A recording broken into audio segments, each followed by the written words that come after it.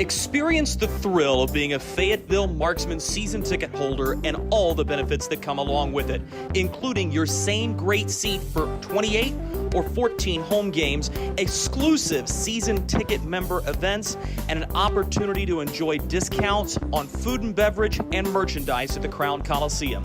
Skate to marksmanhockey.com/season tickets to learn more. Hey you. Are you hearing this but not seeing this? You can change that. Follow along with the entire season of Fayetteville Marksmen hockey on Hockey TV. Visit hockeytv.com/subscriptions and get the SPHL TV package to watch every single Fayetteville Marksmen road game this year. That's hockeytv.com/subscriptions. Welcome to Freddy's. How are you guys doing? Meetings. Lunch meetings all week, all salads. Bean salads. Quinoa salads. Heirloom salads. Frisee salads. Sometimes a guy needs a Freddy's original double, Chicago dog, and a turtle sundae. Make that 2, please. 3. Absolutely. If it's gonna be bad, it better be good. Being bad never tasted this good. Freddy's, the experience that puts a smile on your face and the taste that brings you back. Something big is coming. Something so big, it'll change the world of chicken sandwiches.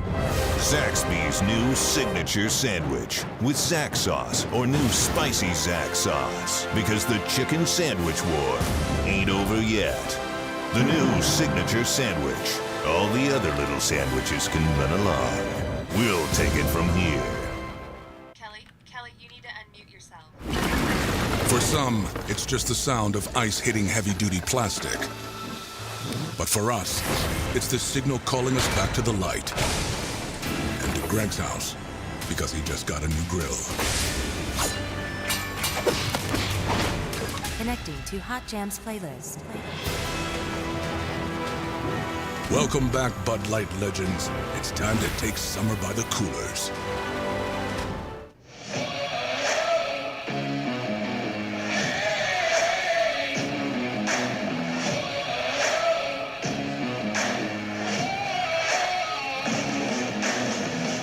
Good evening, ladies and gentlemen, and welcome inside the Knoxville Civic Coliseum in beautiful Knoxville, Tennessee. As tonight the Fayetteville Marksmen put a 9-game winning streak on the line against one of their most vaunted rivals, the Knoxville Ice Bears. This has been a heavily contested season series, and the Fayetteville Marksmen have actually held the lead for more times than they've trailed against the Ice Bears. Unfortunately, that has not translated into victories. Twice here inside the Knoxville Civic Coliseum, the Fayetteville Marksmen have carried third-period leads into the final frame of regulation, and twice the Ice Bears have stymied a strong effort, coming away with a pair of victories here at home over the Marksmen, both coming in regulation without having to force overtime. The Marksmen are a much different team from the last time they were here, though. The addition and acquisition of Brent Moran has spurred this team to strong efforts, and he's been arguably the MVP of the 9-game winning streak that the Fayetteville Marksmen are on. We'll talk more about the way the Marksmen line up tonight, as they'll be having a carbon copy of their roster from last night's win over Macon, with the notable exception being Brent Moran getting the start and goal. We'll step aside for these commercials. Coming up on the other side of it, you'll hear from the head coach of the Marksmen, Corey Melkert, ahead of the matchup versus the Knoxville Ice Bears. This is Marksmen Hockey. Hey you. Are you hearing this but not seeing this? You can change that.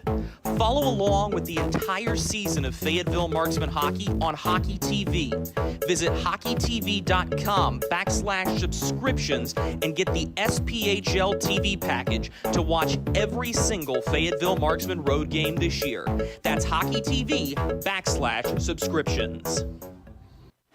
Welcome to Freddy's. How are you guys doing? Meetings. Lunch meetings all week, all salads. Bean salads. Quinoa salads. Heirloom salads. Frisee salads.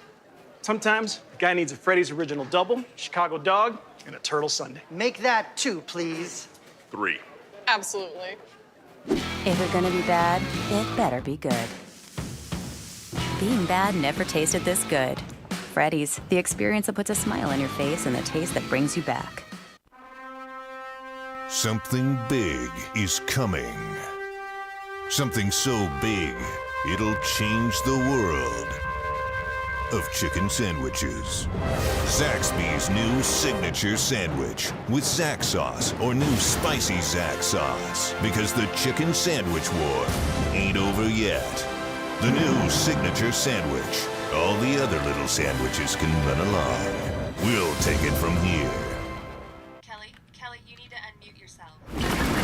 For some, it's just the sound of ice hitting heavy-duty plastic. But for us, it's the signal calling us back to the light.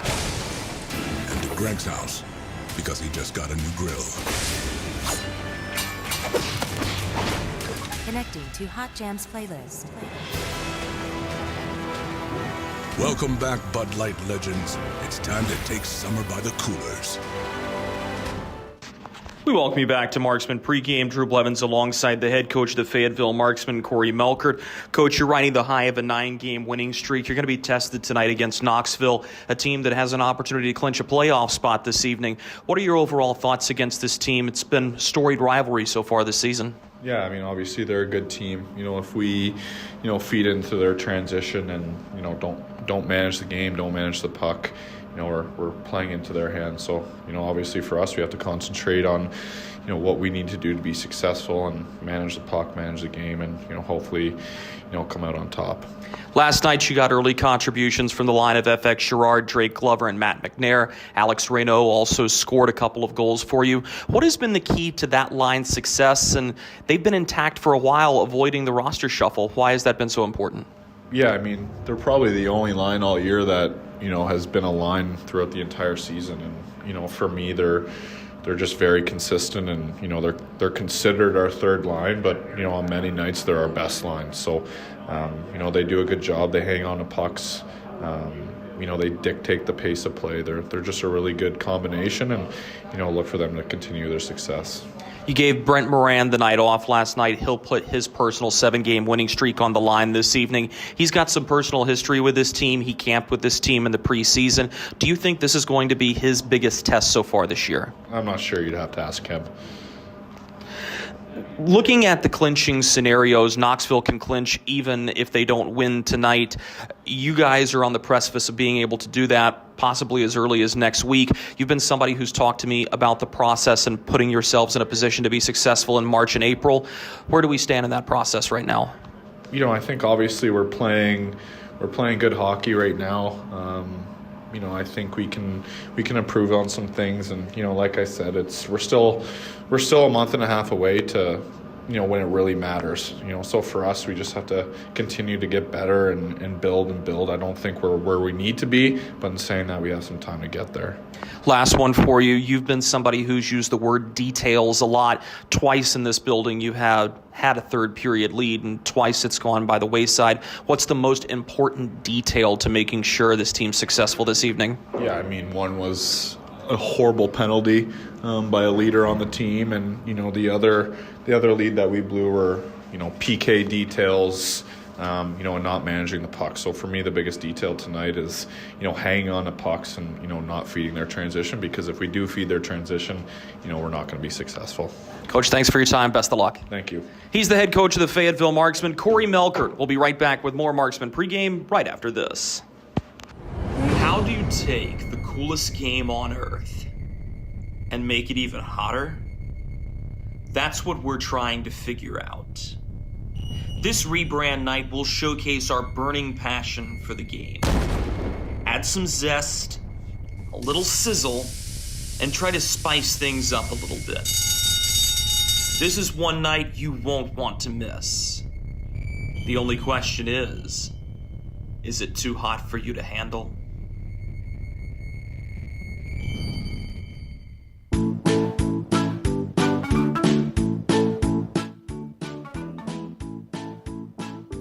Marky? Carolina's Dentist offers the best in oral care and technology. Hope you're brushing twice a day like we discussed. And don't forget to make that 6-month appointment, okay? We'd like to keep those pretty white teeth looking good for you. Come experience positively different dentistry at Carolina's Dentist, the official dentist of the Fayetteville Marksmen. Look at our yard. So many anthills everywhere. Did you know that a single ant can live to be 29 years old? Really? Well, what about a married one? Seriously? But really, we need to fix the yard. St. Peter Pest Control handles all your mosquitoes, ants, spiders, cockroaches, and even rodents. St. Peter Pest Control provides full home pest protection and consistent treatment of ants and mosquitoes in your yard, too. At St. Peter Pest Control, we send all your bugs to see St. Peter. Welcome back to Marksman Pregame. Drew Blevins alongside you in the broadcast booth here inside the Knoxville Civic Coliseum. Big game for the Fayetteville Marksmen tonight against one of the better opponents they're going to face throughout the rest of this season. They'll wrap up the season series versus Knoxville tonight and tomorrow, and then they'll get one shot against the Huntsville Havoc at the very beginning of April for 2 in Huntsville, Alabama. And that's going to be it for the Marksmen, controlling their own destiny against the top 2 teams in the league right now. They will not face Peoria, and the team that is above them right now in 4th by a singular point, the Quad City Storm, comes to Fayetteville next weekend for 3 games in 3 days. So the schedule tightens, and certainly the Marksmen want to make hay while the sun shines. And these are pivotal games this weekend and next. These next 5 could ultimately determine where the Marksmen are going to be in the playoff picture, as teams are beginning to clinch. The Huntsville Havoc defeated the Birmingham Bulls last night. They become the first team to clinch a playoff spot, and right now they are the number 1 seed in the league. Of course, with a win tonight, Knoxville can overtake Huntsville with a loss or tie by the Havoc. Let's go ahead and have a look at the way these 2 teams line up against each other tonight. For the Fayetteville Marksmen, no lineup changes. Sam Storman is on the trip. He is the healthy extra. Remains to be seen if he'll make his way into the lineup tomorrow. The biggest change for the Marksmen is Matt Williams will be back on the bench, as it'll be Brent Moran to get the start in net, unsurprisingly. Moran has been perfect with a 7-0 record in his first 7 SPHL starts, but this one means a little bit extra to him. He camped here in Knoxville at the beginning of the season. Didn't crack the roster with Jimmy Parita and Christian Stead beating him out for the 2 goaltending positions. Went back and, quote-unquote, sat on his couch until the Marksmen called him in late January. He had a shutout in his first SPHL win, and he's been nails ever since, with 7 straight victories for the Fayetteville Marksmen. The middle 7 bookended by Williams' 2 victories over Macon and over Birmingham way back beginning of January. For the Knoxville Ice Bears, their healthy extra is the former 5th-round pick of the Nashville Predators in 2008. Taylor Stefishin will be out of the lineup tonight. Stefishin really hasn't factored into any scoring so far this season. He's only dressed for 5 games for the Ice Bears. Notably, Knoxville does get their captain, Stefan Brucato, back in the lineup. Keep an eye on Brucato and Don Oliveri. Oliveri slew-footed Brucato way back in early November. That was the penalty Corey Melkert alluded to in his pregame comments about one that you can't afford to take, that Don Oliveri did. He was suspended 2 games for it. Oliveri also elbowed Brucato in Fayetteville back on December 5th.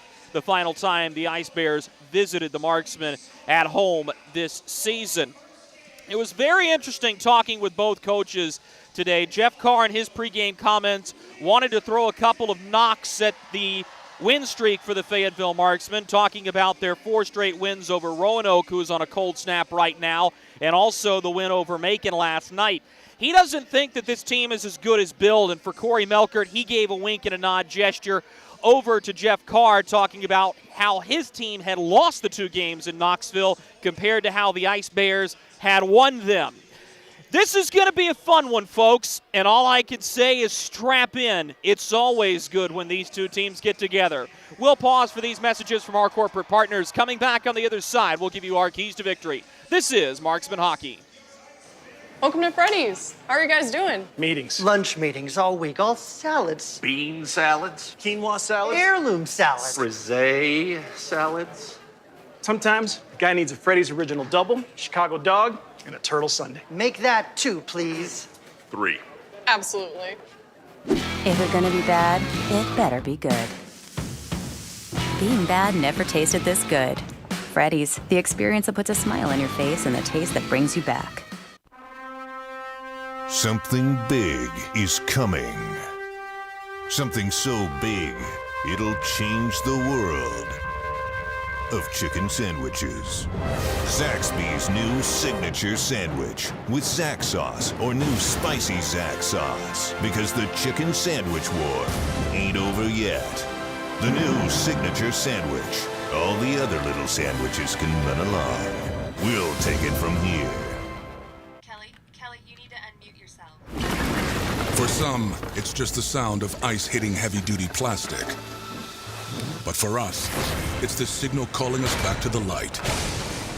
And to Greg's house, because he just got a new grill. Connecting to Hot Jams playlist.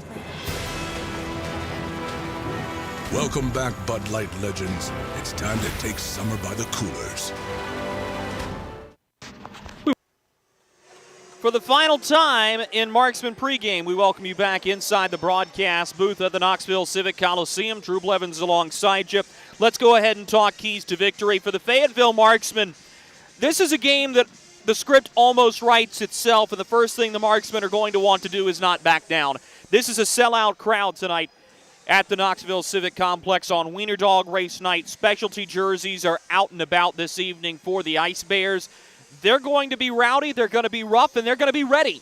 And the Fayetteville Marksmen have to be the team that is going to stand through that. Twice here in Knoxville, they've given up the first goal of the hockey game, including one less than 40 seconds in the last time they were here on January 21st. Not backing down and bracing for that initial impact is going to be something that the Marksmen have to be prepared to do tonight. The other thing is you've got to finish the hockey game. We've talked all year long about a 60-minute effort. Tonight it's about the third period. Twice this season, the Marksmen have been here in the Knoxville Civic Coliseum. They've had a third period lead. Twice it's gone by the wayside. Stepan Timofeyev was the hero once. J.B. Baker was the hero once. There's multiple levels of offense for this Ice Bears team to use in their attack. They will, and they've been really good in the third period, boasting this season 14 wins at home. They are the second best home win percentage in the SPHL. For the Ice Bears, they want to be a little bit better early and through the second period especially. They can't afford to let a Marksman team that has a new lease on life hang around in this hockey game, and they certainly don't want to go down and put the Marksmen in a position where they can prove to everybody that they can finish off games here. Being better early in the first 40 minutes is critical for the Ice Bears, and they're going to want to maintain their identity tonight. This is a physical group. They play hard. They keep adding to that physicality. We saw what happened with Riley Robertson. We've seen Stephen Brucato. We know about Jason Price and Dean Balsamo and Anthony McVeigh. And the list goes on and on and on. And all those guys have a tremendous amount of points. But more importantly, none of them are afraid to lay the body. And if this can be an Ice Bears team tonight that will back the Marksmen off the puck and will take away the will to win with play on the body, then this very well could be the Ice Bears night and a chance for them to snap the longest winning streak in the SPHL. That is active. Marksmen will take the ice as they're led out by Brent Moran. Folks, it's a sellout crowd tonight in Knoxville. We'll bring you Puck Drop from Rocky Top, Tennessee, right after this. Experience the thrill of being a Fayetteville Marksmen season ticket holder and all the benefits that come along with it, including your same great seat for 28 or 14 home games, exclusive season ticket member events, and an opportunity to enjoy discounts on food and beverage and merchandise at the Crown Coliseum. Skate to marksmanhockey.com/season tickets to learn more. Hey you. Are you hearing this but not seeing this? You can change that. Follow along with the entire season of Fayetteville Marksmen hockey on Hockey TV. Visit hockeytv.com/subscriptions and get the SPHL TV package to watch every single Fayetteville Marksmen road game this year. That's hockeytv.com/subscriptions. Welcome to Freddy's. How are you guys doing? Meetings. Lunch meetings all week, all salads. Bean salads. Quinoa salads. Heirloom salads. Frisee salads. Sometimes a guy needs a Freddy's Original Double, Chicago Dog, and a Turtle Sundae. Make that 2, please. 3. Absolutely. If we're gonna be bad, it better be good. Being bad never tasted this good. Freddy's, the experience that puts a smile on your face and the taste that brings you back. Something big is coming. Something so big, it'll change the world of chicken sandwiches. Zaxby's new signature sandwich with Zax sauce or new spicy Zax sauce. Because the chicken sandwich war ain't over yet. The new signature sandwich. All the other little sandwiches can run along. We'll take it from here. Kelly, you need to unmute yourself. For some, it's just the sound of ice hitting heavy-duty plastic. But for us, it's the signal calling us back to the light. And to Greg's house, because he just got a new grill. Connecting to Hot Jams playlist. Welcome back, Bud Light legends. It's time to take summer by the coolers. Hey you. Are you hearing this but not seeing this? You can change that. Follow along with the entire season of Fayetteville Marksmen hockey on Hockey TV. Visit hockeytv.com/subscriptions and get the SPHL TV package to watch every single Fayetteville Marksmen road game this year. That's hockeytv.com/subscriptions. Experience the thrill of being a Fayetteville Marksmen season ticket holder and all the benefits that come along with it, including your same great seat for 28 or 14 home games, exclusive season ticket member events, and an opportunity to enjoy discounts on food and beverage and merchandise at the Crown Coliseum. Skate to marksmanhockey.com/season tickets to learn more. Something big is coming. Something so big, it'll change the world of chicken sandwiches. Zaxby's new signature sandwich with Zax sauce or new spicy Zax sauce. Because the chicken sandwich war ain't over yet. The new signature sandwich. All the other little sandwiches can run along. We'll take it from here. Kelly, you need to unmute yourself. For some, it's just the sound of ice hitting heavy-duty plastic. But for us, it's the signal calling us back to the light. And to Greg's house, because he just got a new grill. Connecting to Hot Jams playlist. Welcome back, Bud Light legends. It's time to take summer by the coolers. Hey you. Are you hearing this but not seeing this? You can change that. Follow along with the entire season of Fayetteville Marksmen hockey on Hockey TV. Visit hockeytv.com/subscriptions and get the SPHL TV package to watch every single Fayetteville Marksmen road game this year.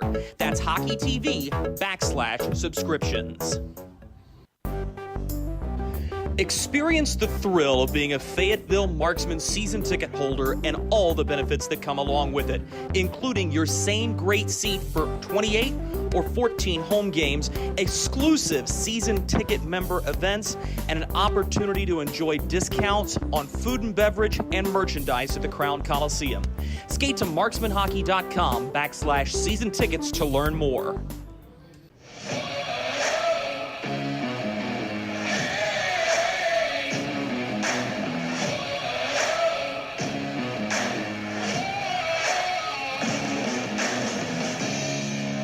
Good evening, ladies and gentlemen, and welcome to Knoxville, Tennessee, inside the Knoxville Civic Coliseum. This is Fayetteville Marksmen hockey, as tonight the Marksmen put the longest active SPHL win streak on the line of 9 straight victories against the second-place team in the league, the Knoxville Ice Bears. Hi, everybody. I'm Drew Blevins. I'll be alongside with you on both the Marksmen Radio Network and Hockey TV. Big-time game for the Fayetteville Marksmen tonight as they feel like they've been shafted on a couple of occasions against a really good Knoxville Ice Bears group. They know they can skate with them. They know that they can play with them. And tonight, it's about finishing the job here in a building that's been very hostile all year long. Sellout crowd here on Rocky Top as the Fayetteville Marksmen are in their home black uniforms with black numbers, orange trim, black breezers, black socks. Meanwhile, a specialty white jersey with a checkered racing flag on the bottom on Wiener Dog race night here in Knoxville, Tennessee for the Ice Bears, Black Breezers, White Sox. Sit back, relax, and enjoy this one from Knoxville, Tennessee, as we are off. As the Ice Bears will send this one the length of the rink. Good pressure as Moran seals to the near side post, preventing the bid from Nash from going in. Great speed shown here, and the Ice Bears set things up in their attacking zone. Backhanded low by Skylar Smutek, the former Fayetteville Marksman. He had a rough go of it against Macon in the 6-1 win on Thursday night. Given up to the far side point. This is Robertson who fans on this shot. Has to settle for flinging it into the far side corner. Marksman will get to it. Corey Melker talked about it in his pregame comments, not feeding into the transition game of this Knoxville Ice Bears group, and the Marksmen are into attacking ice with the game's first line change. A minute gone by here in the first period.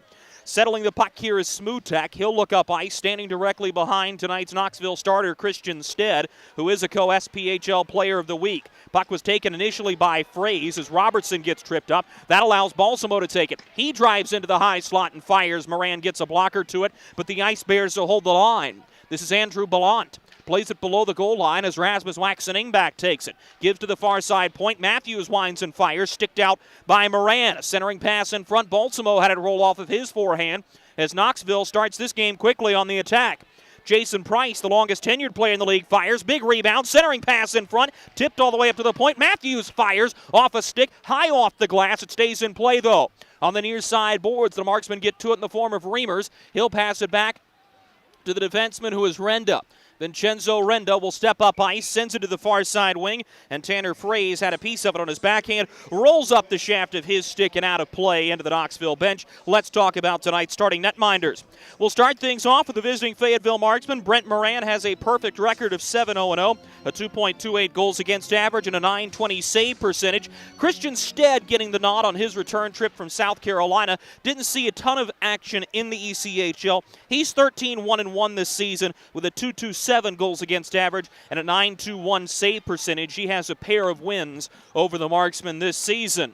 Long pass off Oliveri's stick. That nearly sprung a jump for Timofeyev, who has been a thorn in the side of the Marksmen. He has points in 4 of the 5 meetings between these two teams this season. Puck's taken by FX Girard up the far side wing. He's stick checked by Price, and that puck is out of play.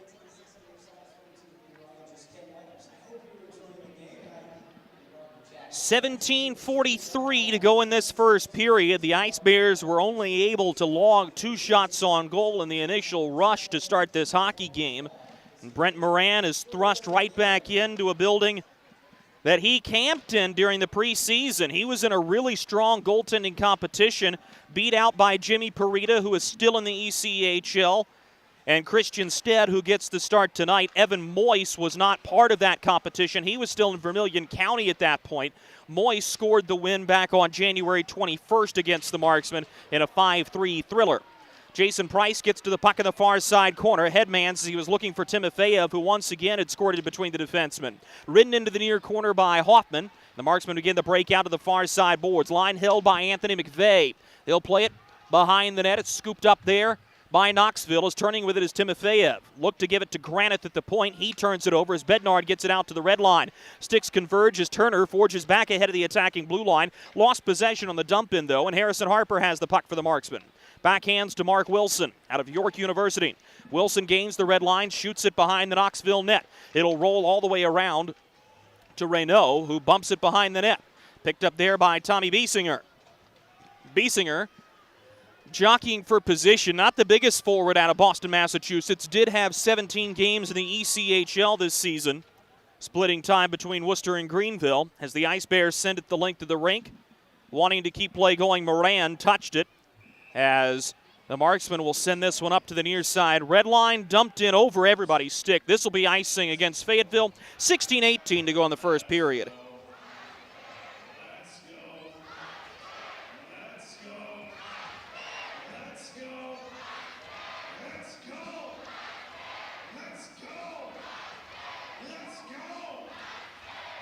Face-off will be to the blocker side of Brent Moran.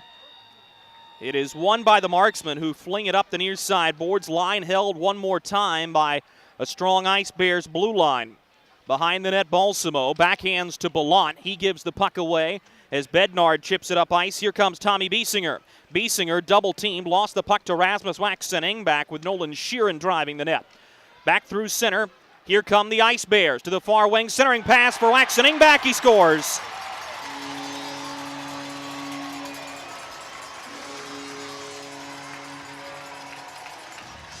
And the Knoxville Ice Bears will draw first blood in this one.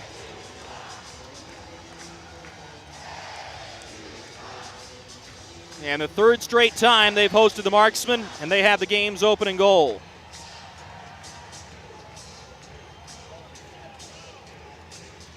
Rasmus Waxening back is the goal scorer. Or excuse me, rather. Kyler Matthews is the goal scorer, 74, not 71. Matthews, only his second goal of the season.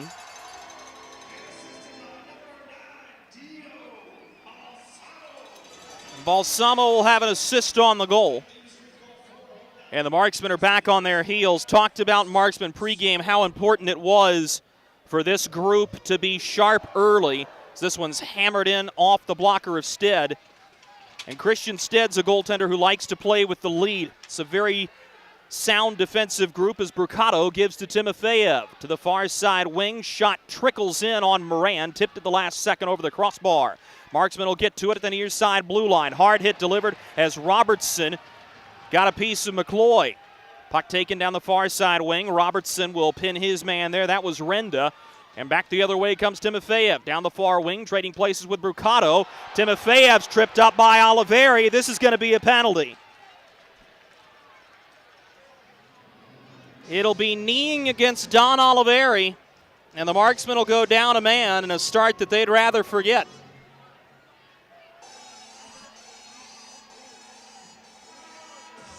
Time of the penalty, 5:04 into the first period.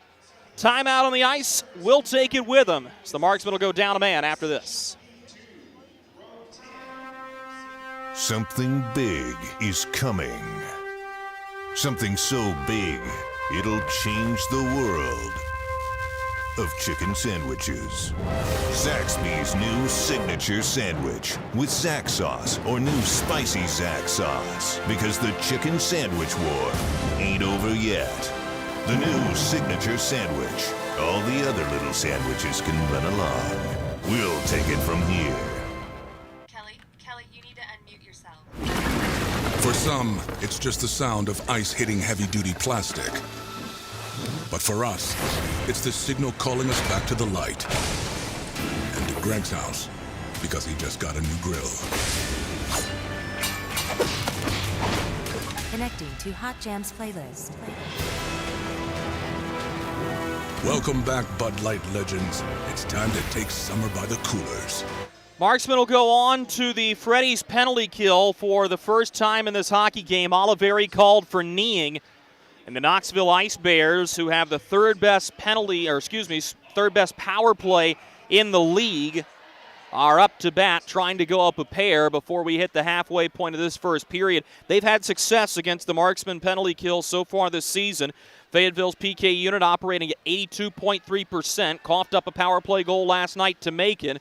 Of course, of ill consequences, Moran will smother this one on the far side goalpost, cutting off the centering pass from Brucato. We do apologize for those of you following along on Hockey TV, as the Knoxville Ice Bears staff has informed me that they unintentionally crossed a wire, and due to the way the arena is set up, they're struggling to find where the wire crossed. And from what we understood, that was an adjustment that was made as player introductions were happening, and they are rapidly working to fix the issue.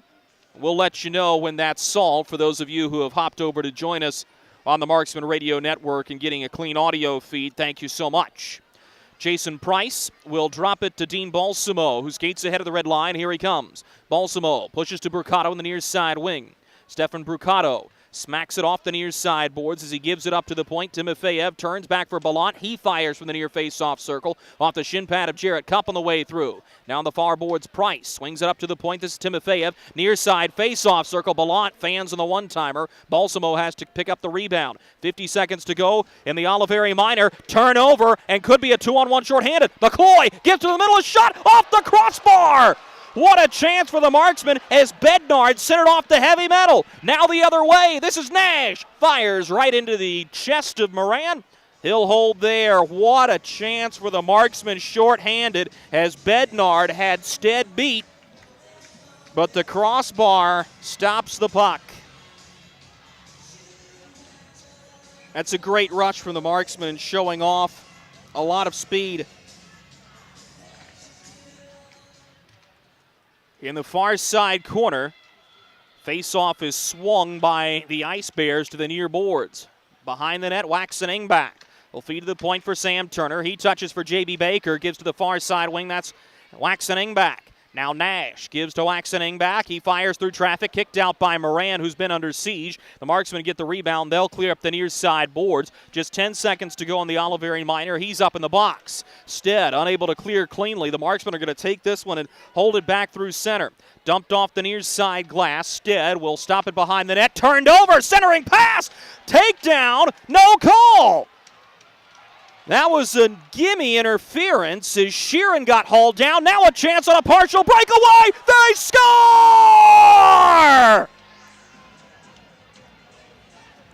Tommy Biesinger picks up the puck, and as the penalty expires, ties the hockey game at 1. And a huge goal for the Marksmen, garnering momentum off the killed penalty. We're square even here in Knoxville. Time of the goal is 7:15 into the period. And Tommy Biesinger, with his third of the season and his 8th point in 7 games since joining this Marksman group, has a large one. Now Alex Reynaud going to work behind the net. Reynaud spins on his forehand, plays it off the backside of the net, and goes to grab it. Kyler Matthews meets him there, and the Ice Bears will take over the hash marks in their own zone. Pass to Baker is a turnover as Girard will dump it back in as he gets pressured by Casey Kolcheski. Up the far side boards, Marksman will have the puck. Oliveri, fresh from the box, pushes to FX Girard. Shouldered by Kolcheski as Florent will take the puck and dump it in. Off the stick of Moran and out of play with 12:06 to go in the first period.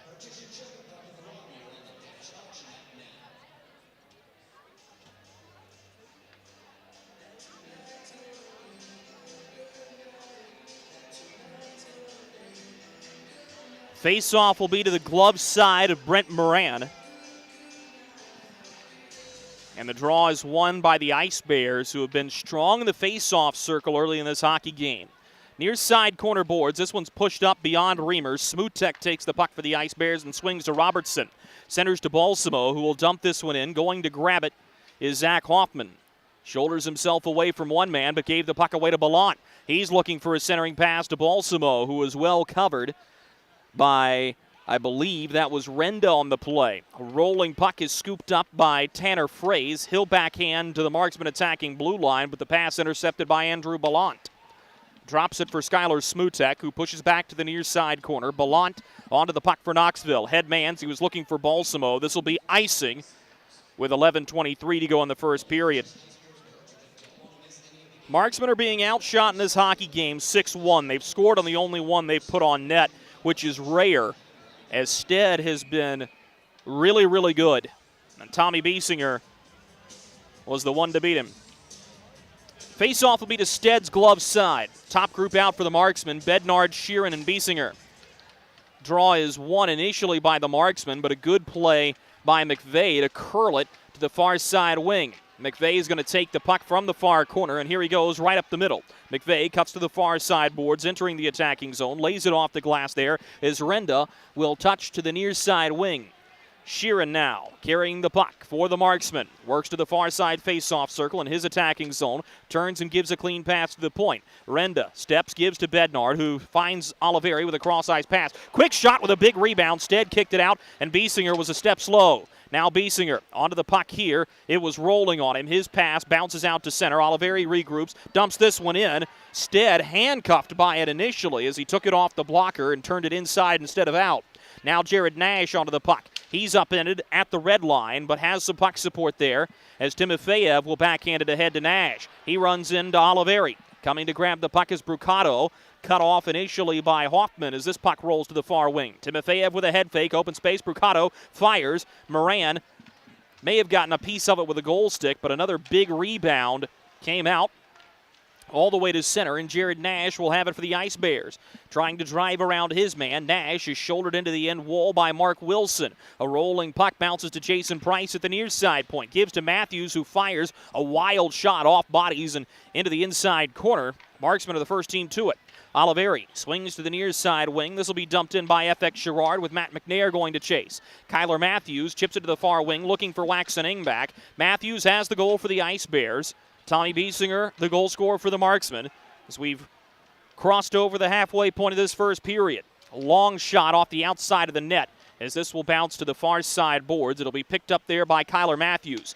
Turns to Jason Price as the Ice Bears hold in their own zone.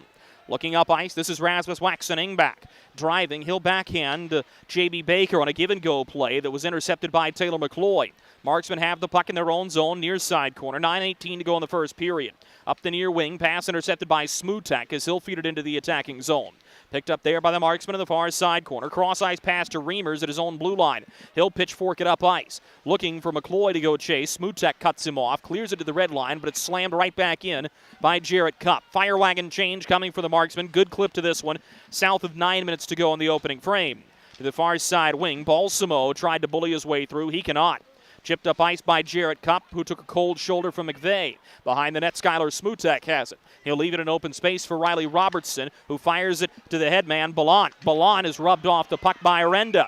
And as a result of that check, the Ice Bears are offside as McVeigh carried it ahead of the blue line with Ballant already over the stripe. 8:39 to go in the first period. Good one going here. 1-1 the score between the Marksmen and the Ice Bears. You need to unmute yourself. For some, it's just the sound of ice hitting heavy-duty plastic. But for us, it's the signal calling us back to the light. And to Greg's house, because he just got a new grill. Connecting to Hot Jams playlist. Welcome back, Bud Light legends. It's time to take summer by the coolers. 8:39 to go in the first period as the Fayetteville Marksmen tie things up with the Knoxville Ice Bears in the last sequence. Tommy Biesinger has his third of the season, and that counteracts the goal from Kyler Matthews. Since then, both teams have really settled into their own identity, and this feels much more like a Fayetteville-Knoxville game that we've seen earlier this season. Face-off right in front of the Marksman penalty box. Nobody in there as we begin this next sequence 5-on-5. Pushed into the middle. Here's Biesinger, the goal scorer, driving. Puck taken off of his stick. Long shot from Cupp. That stymies a man as Charlie Granith may have taken that one off the tongue of his skate. He is clearly hampered and trying to get off. Marksman will hold possession in the far side corner. Granith is off cleanly. Jason Price comes on as Jasmine Honey, the Knoxville trainer, will have to have a look at an important Knoxville defenseman. Up to the point, Kyler Matthews tees up a one-timer, watched all the way into the chest by Moran, and he'll hang on with exactly 8 minutes to go in this first period. There's good news for Knoxville. It's that Jasmine Honey does keep Granith on the bench, but he's clearly in some pain.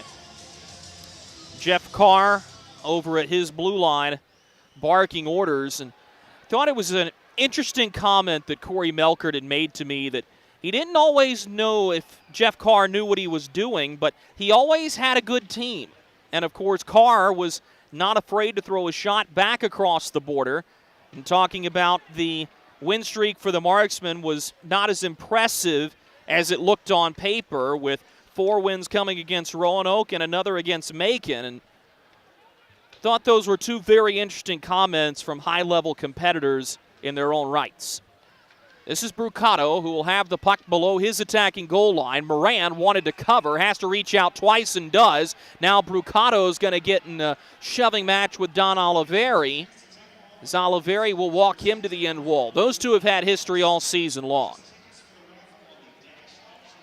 Brucato, the captain of this Ice Bears group, well respected here in Knoxville. Oliveri, an alternate captain for the Marksmen, well respected in Fayetteville. And seems rare that you'll get two guys who wear letters on their sweaters that are just so willing to combat each other the way they have been. Face-off will be to the glove side of Moran. It is a clean win for the Marksmen initially, but getting upended on the play was McCloy. It's the Marksman war to get this one right back out to center. They do as Price dumps it in. Everybody has to touch up for Knoxville as the Marksman will hang on to the puck, dumping it in off the stick of Tanner Fraze. They're onside. Here's Reimers. Backdoor pass. One-timer push just wide. Marksman hold the rebound. Pass in front, intercepted by Kolcheski. And back the other way come the Ice Bears. Kolcheski is run into the Marksman bench. As circling back to grab the puck is Andrew Ballant. He's through a couple of defensemen. Never got his shot off as the puck squirts back out to the red line. Dumped in on goal. A solid play by Riley Robertson. As the Marksmen will grab the puck in their own end and bring it up ice. To the near boards, Reimers dumps it into the far side corner. Robertson with a head fake. He's got one man on him. Backhands to the near wing where Florent will pitchfork it sky high up in the air. Everybody going to chase for Knoxville. They remain onside as Baker drops for Nash. He finds Florent, spins one, off bodies on the way through. Rebound in front. Moran dove back and somehow got a piece of that. It may have been an elbow. It may have been a shoulder. It wasn't a sexy save, but it's a save nonetheless, and a big one. Now a drive through traffic, tipped wide off the end wall. The Marksman will try to just swing this one out. The clearing attempt is blocked by J.B. Baker. The Marksman will baseball bat this one up through center. And Smutek will take it in his own zone.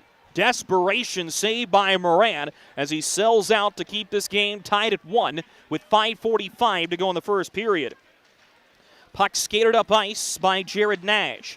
Backhands to Baker, who's awaiting at the attacking blue line near side. Played behind the net to Nash, who will wipe the dasher to the far side point. Turner had the puck knocked off his stick by Matt McNair. The Ice Bears will have to settle to dump this one back in, and they do, but this is icing. And an uncharacteristic mental error while the Marksmen are in the midst of a line change. This will bring an attacking zone drop for the Marksmen with 5:26 to go in the first period.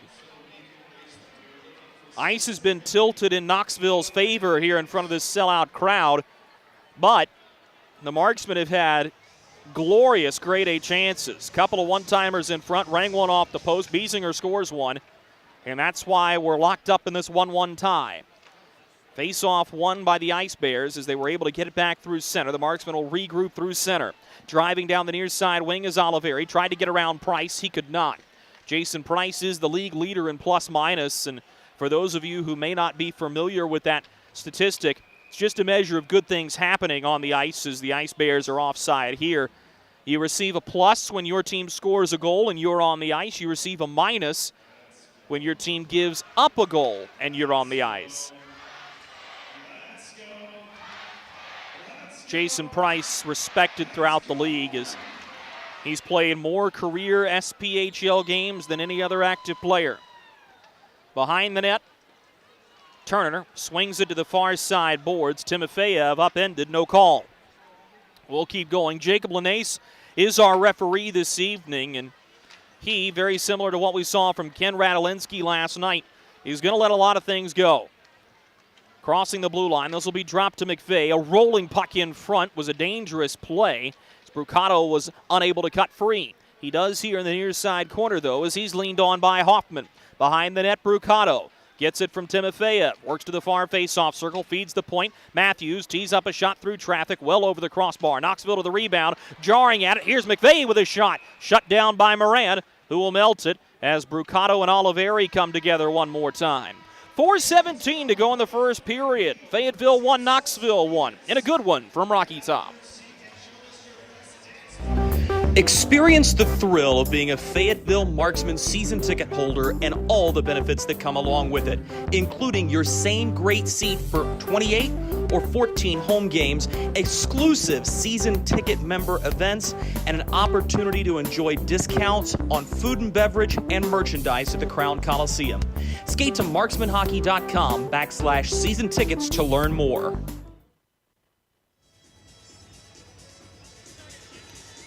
4:17 to go in the first period here from the Knoxville Civic Coliseum. Tommy Biesinger and Kyler Matthews, the goal scorers in this one. 1-1 the score between Fayetteville and Knoxville. What's on the line, you ask? Well, let's go ahead and detail it for you, as Jeff Carr has held his team in a huddle well beyond the 45-second timeout, as they're just releasing now. For Knoxville, any standings point means they will clinch a playoff spot. A loss by Birmingham in any fashion means they will clinch a playoff spot. For the Fayetteville Marksmen, a win tonight means they will continue this season-long win streak, because it'll grow to double digits. Line held by McCloy. He's driving in with a rolling puck and was eventually upended by Price. And that's where the Marksmen have had success offensively, is just driving and hustling. McCloy will swing it to the far wing. Sheeran gives to Hoffman. He fires high on Stead. Big stop, the rebound. Back behind the net, picked up by Knoxville. Kyler Matthews will push it to the far side wing as Balsamo headmans to Waxen back. Stood up by Hoffman as Jarrett Cupp goes to grab the puck. He's crunched by Bellant. Marksmen send this one up the far boards. Balsamo holds the line. Sends to the near side point as Smutek goes driving in. Skylar Smutek turns in the near side corner, looks up to the point, he'll hold it, spins one on net, handcuffed Moran, who just blocked it down behind the net. Marksmen are to it, and here comes Tanner Fraze. Gains the red line and shoots it directly in back of Stead, and Smutek will go to grab it. Skylar Smutek on his 5th SPHL team so far this season, and he's already a guy who's played in more teams than he is not dressed for in the SPHL. There's a hard hit as this puck is sent up into the protective netting out of play. And now the officials are going to get together. This could be a delay of game on Knoxville. Linesmen tonight are Sean Delawy and Brian Thurnauer. And they will deem that that puck was sent up off of a glancing tip. So the face-off will stay to the far circle in the Marksman attacking zone. We'll stay 5-on-5 with exactly 3 minutes to go in this first period. Again, we thank all of you who are joining us on the Marksman Radio Network with technical difficulties going on from Hockey TV. So we have been told that the Knoxville IT staff is working on them. Although those issues do not seem to have been resolved, we will speak with them at the intermission. To the far side boards, this is sent end over end. A rolling puck is handled initially by the Marksman in the form of Harrison Harper. He was pressured, though, had to turn behind his net. Hard hit delivered on the end wall. This is going to be a penalty, and it's going to go against the Ice Bears. Extra attacker on for the Marksman. Backdoor pass, they score! Wait a minute, it's been waved off by Jake Lanace. Why has this been waved off? The goal would have been Nolan Sheeran's. There's a penalty called in the back play, and I can't wait to see how this will get sorted out. Brady Florent is going to the penalty box. The goal has been waved off. And I think it's going to be for goaltender interference, as the replay showed up on the video board. Problem there is, and this is up to the official's discretion, was the guilty player, and I didn't get a view of the number as the replay flashed so quickly, but did he go in without giving Stead the opportunity to stop the puck, and was Stead in the blue paint?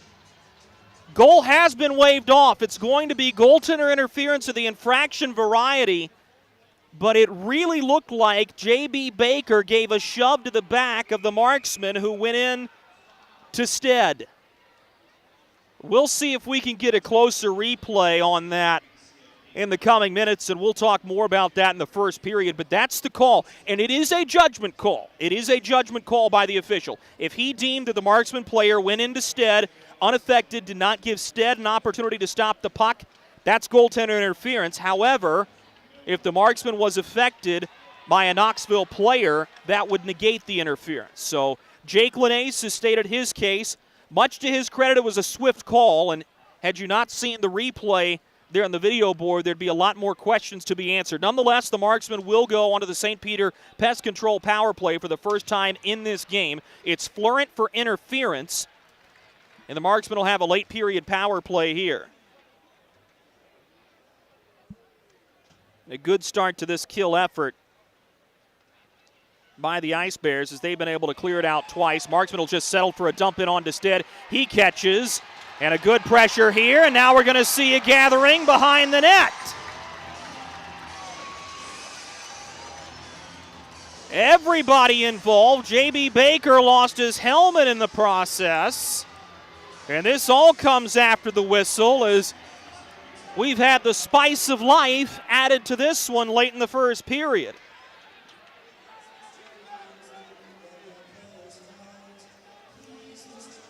Don't believe we're going to see any penalties given out of that, as quite literally all 9 skaters were involved in that altercation.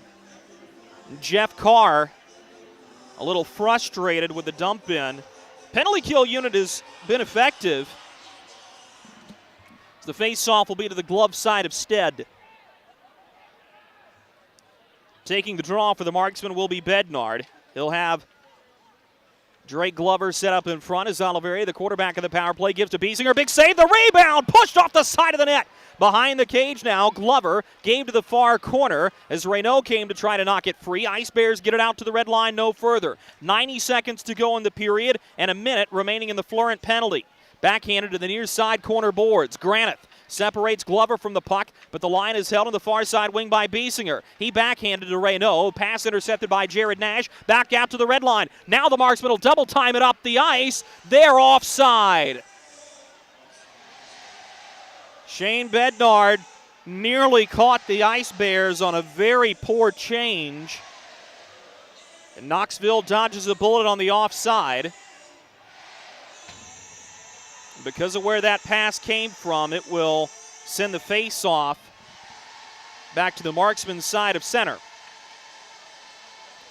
45 seconds to go in the 5-on-4 advantage for Fayetteville on the St. Peter Pest Control power play. St. Peter Pest Control provides year-round pest control solutions. Send all your bugs to see St. Peter.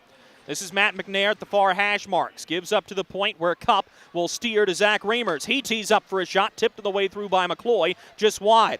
Timofeyev with a hard hit on the far side boards as he got into McNair. McNair right back up, jockeying for position as this puck is melted on the far side half wall at the hash marks. 40 seconds to go in the first period, 15 seconds to go in the Marksman power play. McNair gets mauled by Timofeyev. Now a shorthanded chance. It's Balan. He's in one-on-one on the backhand. Moran shuts him down with a huge breakaway save. We go back to 5-a-side hockey as sauntering up the ice here is Reimers. Reimers crosses over center, and the Marksmen are offside again with 20 seconds to go in the first period. Stepan Timofeyev was all over Matt McNair in the far side corner. Gave him a couple of cross checks right between the 2 and the 0, and that's going to be the way this hockey game's going to go. Face-off is won by the Marksmen as we're 5-on-5 to end the period.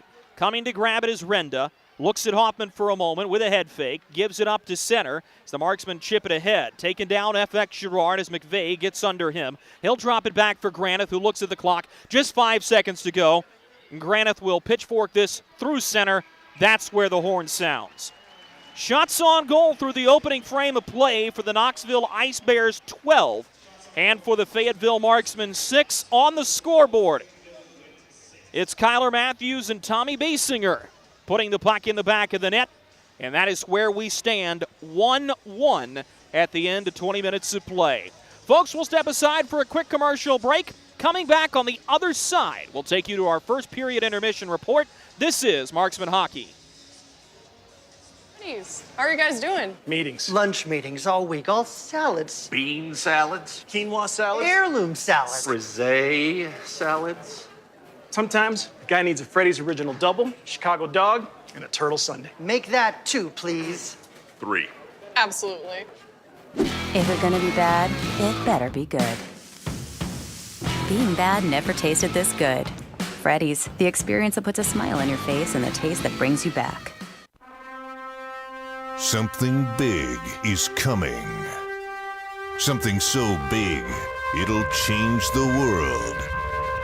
of chicken sandwiches. Zaxby's new signature sandwich with Zax sauce or new spicy Zax sauce, because the chicken sandwich war ain't over yet. The new signature sandwich. All the other little sandwiches can run along. We'll take it from here. Kelly, you need to unmute yourself. For some, it's just the sound of ice hitting heavy-duty plastic. But for us, it's the signal calling us back to the light.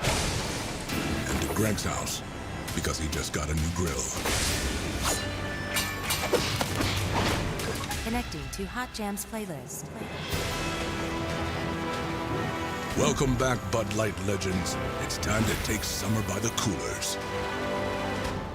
Hey you. Are you hearing this but not seeing this? You can change that. Follow along with the entire season of Fayetteville Marksmen hockey on Hockey TV. Visit hockeytv.com/subscriptions and get the SPHL TV package to watch every single Fayetteville Marksmen road game this year. That's hockeytv.com/subscriptions. Experience the thrill of being a Fayetteville Marksmen season ticket holder and all the benefits that come along with it, including your same great seat for 28 or 14 home games, exclusive season ticket member events, and an opportunity to enjoy discounts on food and beverage and merchandise at the Crown Coliseum. Skate to marksmanhockey.com/season tickets to learn more.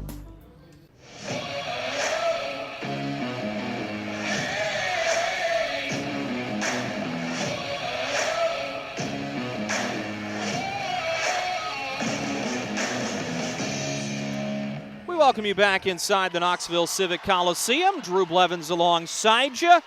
And, well, we just had the Super Bowl. Oh, what was it? Last Sunday? Hard to believe. Yes, it was. And I believe the final time on that halftime show was somewhere in the 42-minute neighborhood. We're not going to go there.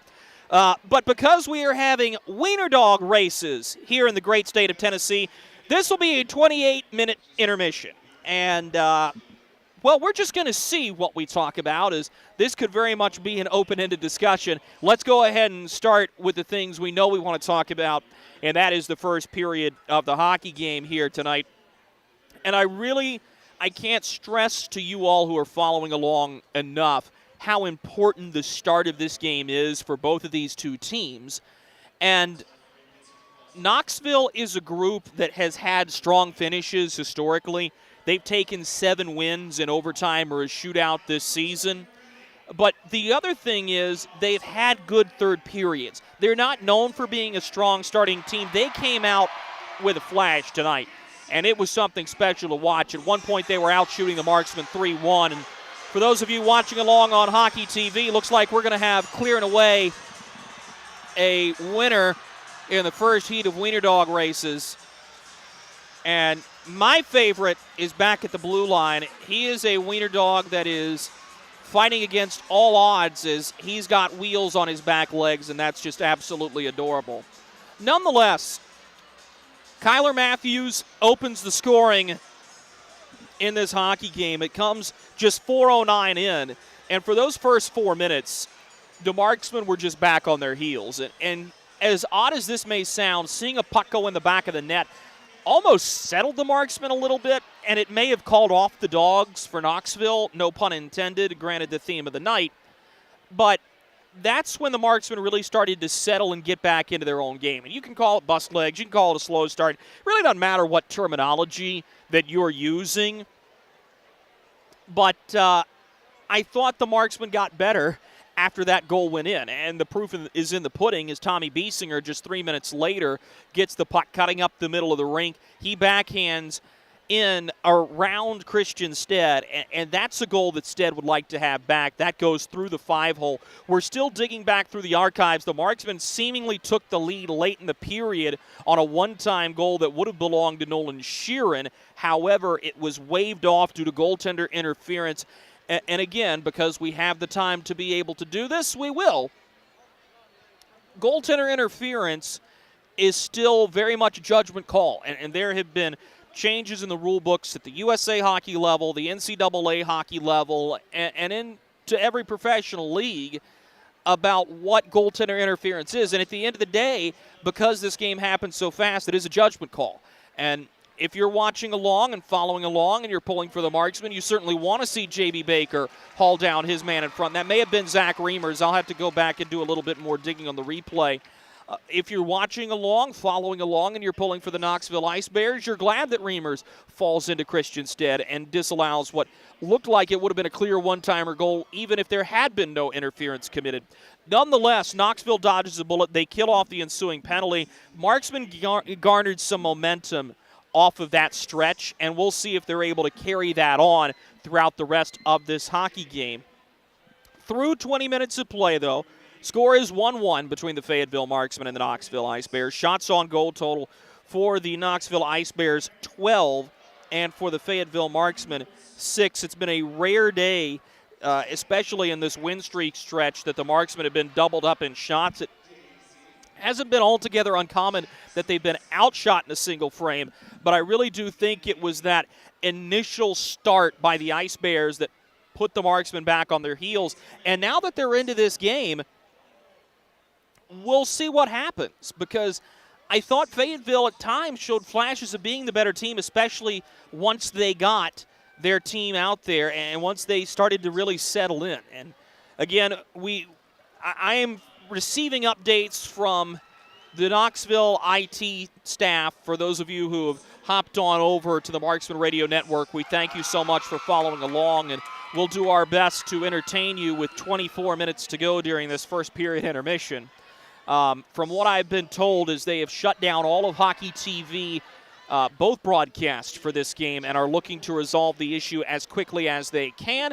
If we get an update about the Hockey TV situation, we'll pass it on to you. As I know, and I sincerely, from the bottom of my heart, thank you for this. Some of you are true blue radio warriors, and you follow this team on the audio-only broadcast, and your support is much appreciated by the team and by me personally. But thank you to those of you who are flipping over from Hockey TV to be able to follow along, as right now that is the only option to be able to follow along with this hockey game outside of just hoping social media gets updated. So we thank you so much for that.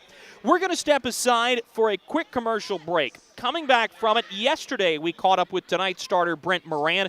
Due to technical difficulties in Macon, many of you were not able to hear that interview. We're going to play that one for you right after this. This is Marksman Hockey.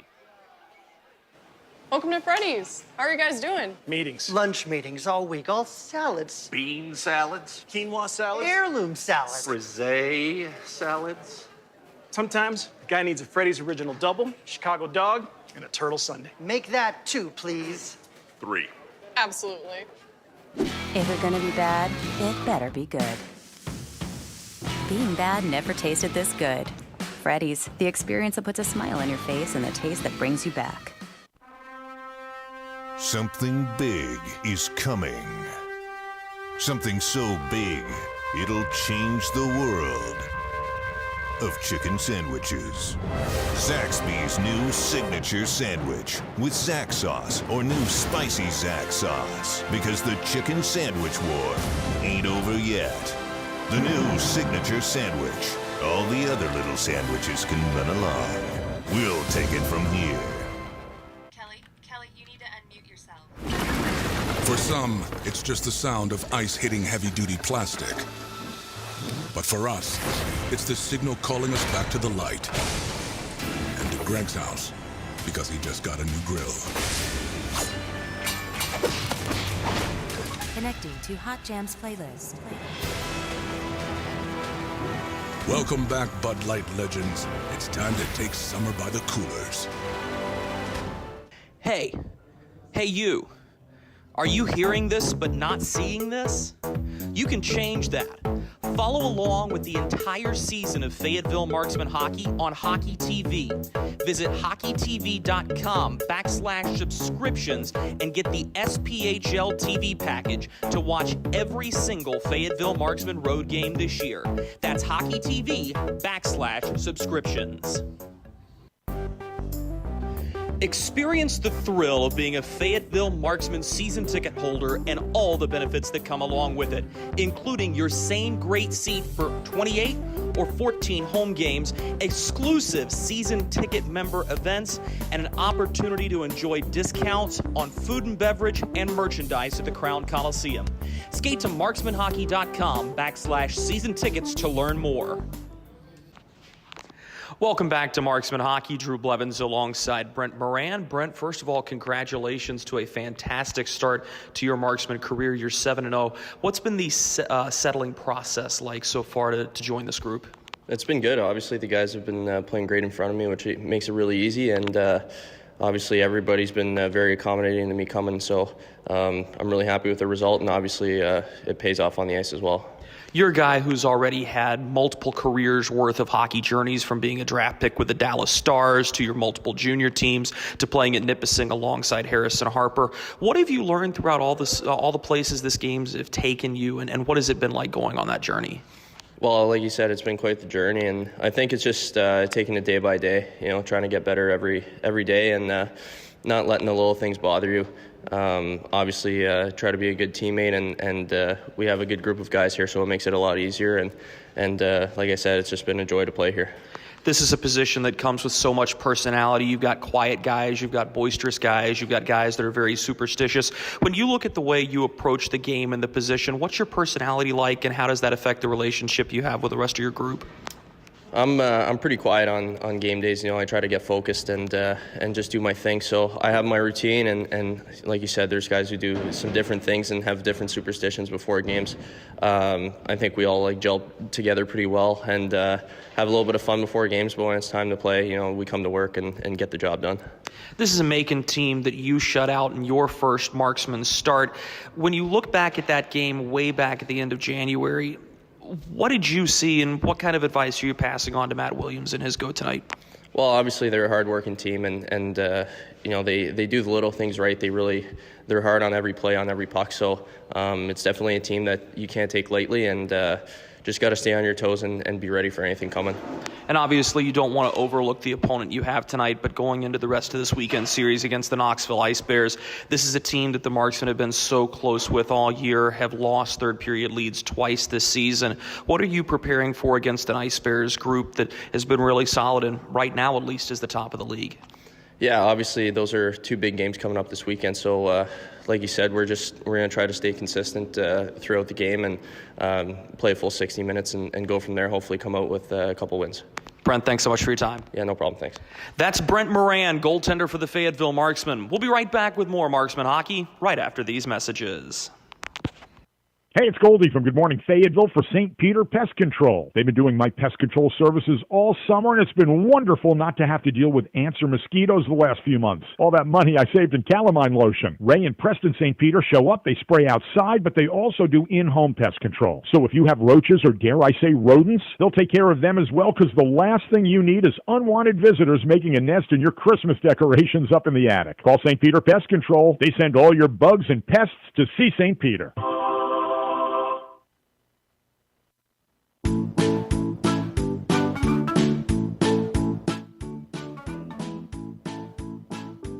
Marky? Carolina's Dentists offers the best in oral care and technology. Hope you're brushing twice a day like we discussed. And don't forget to make that 6-month appointment, okay? We'd like to keep those pretty white teeth looking good for you. Come experience positively different dentistry at Carolina's Dentist, the official dentist of the Fayetteville Marksmen. How do you take the coolest game on Earth and make it even hotter?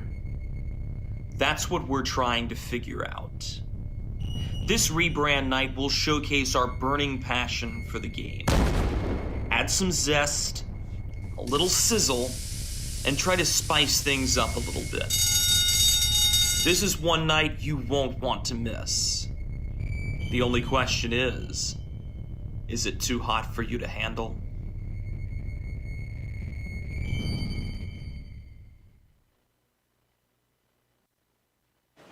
Welcome to Freddy's. How are you guys doing? Meetings. Lunch meetings all week, all salads. Bean salads. Quinoa salads. Heirloom salads. Frisee salads.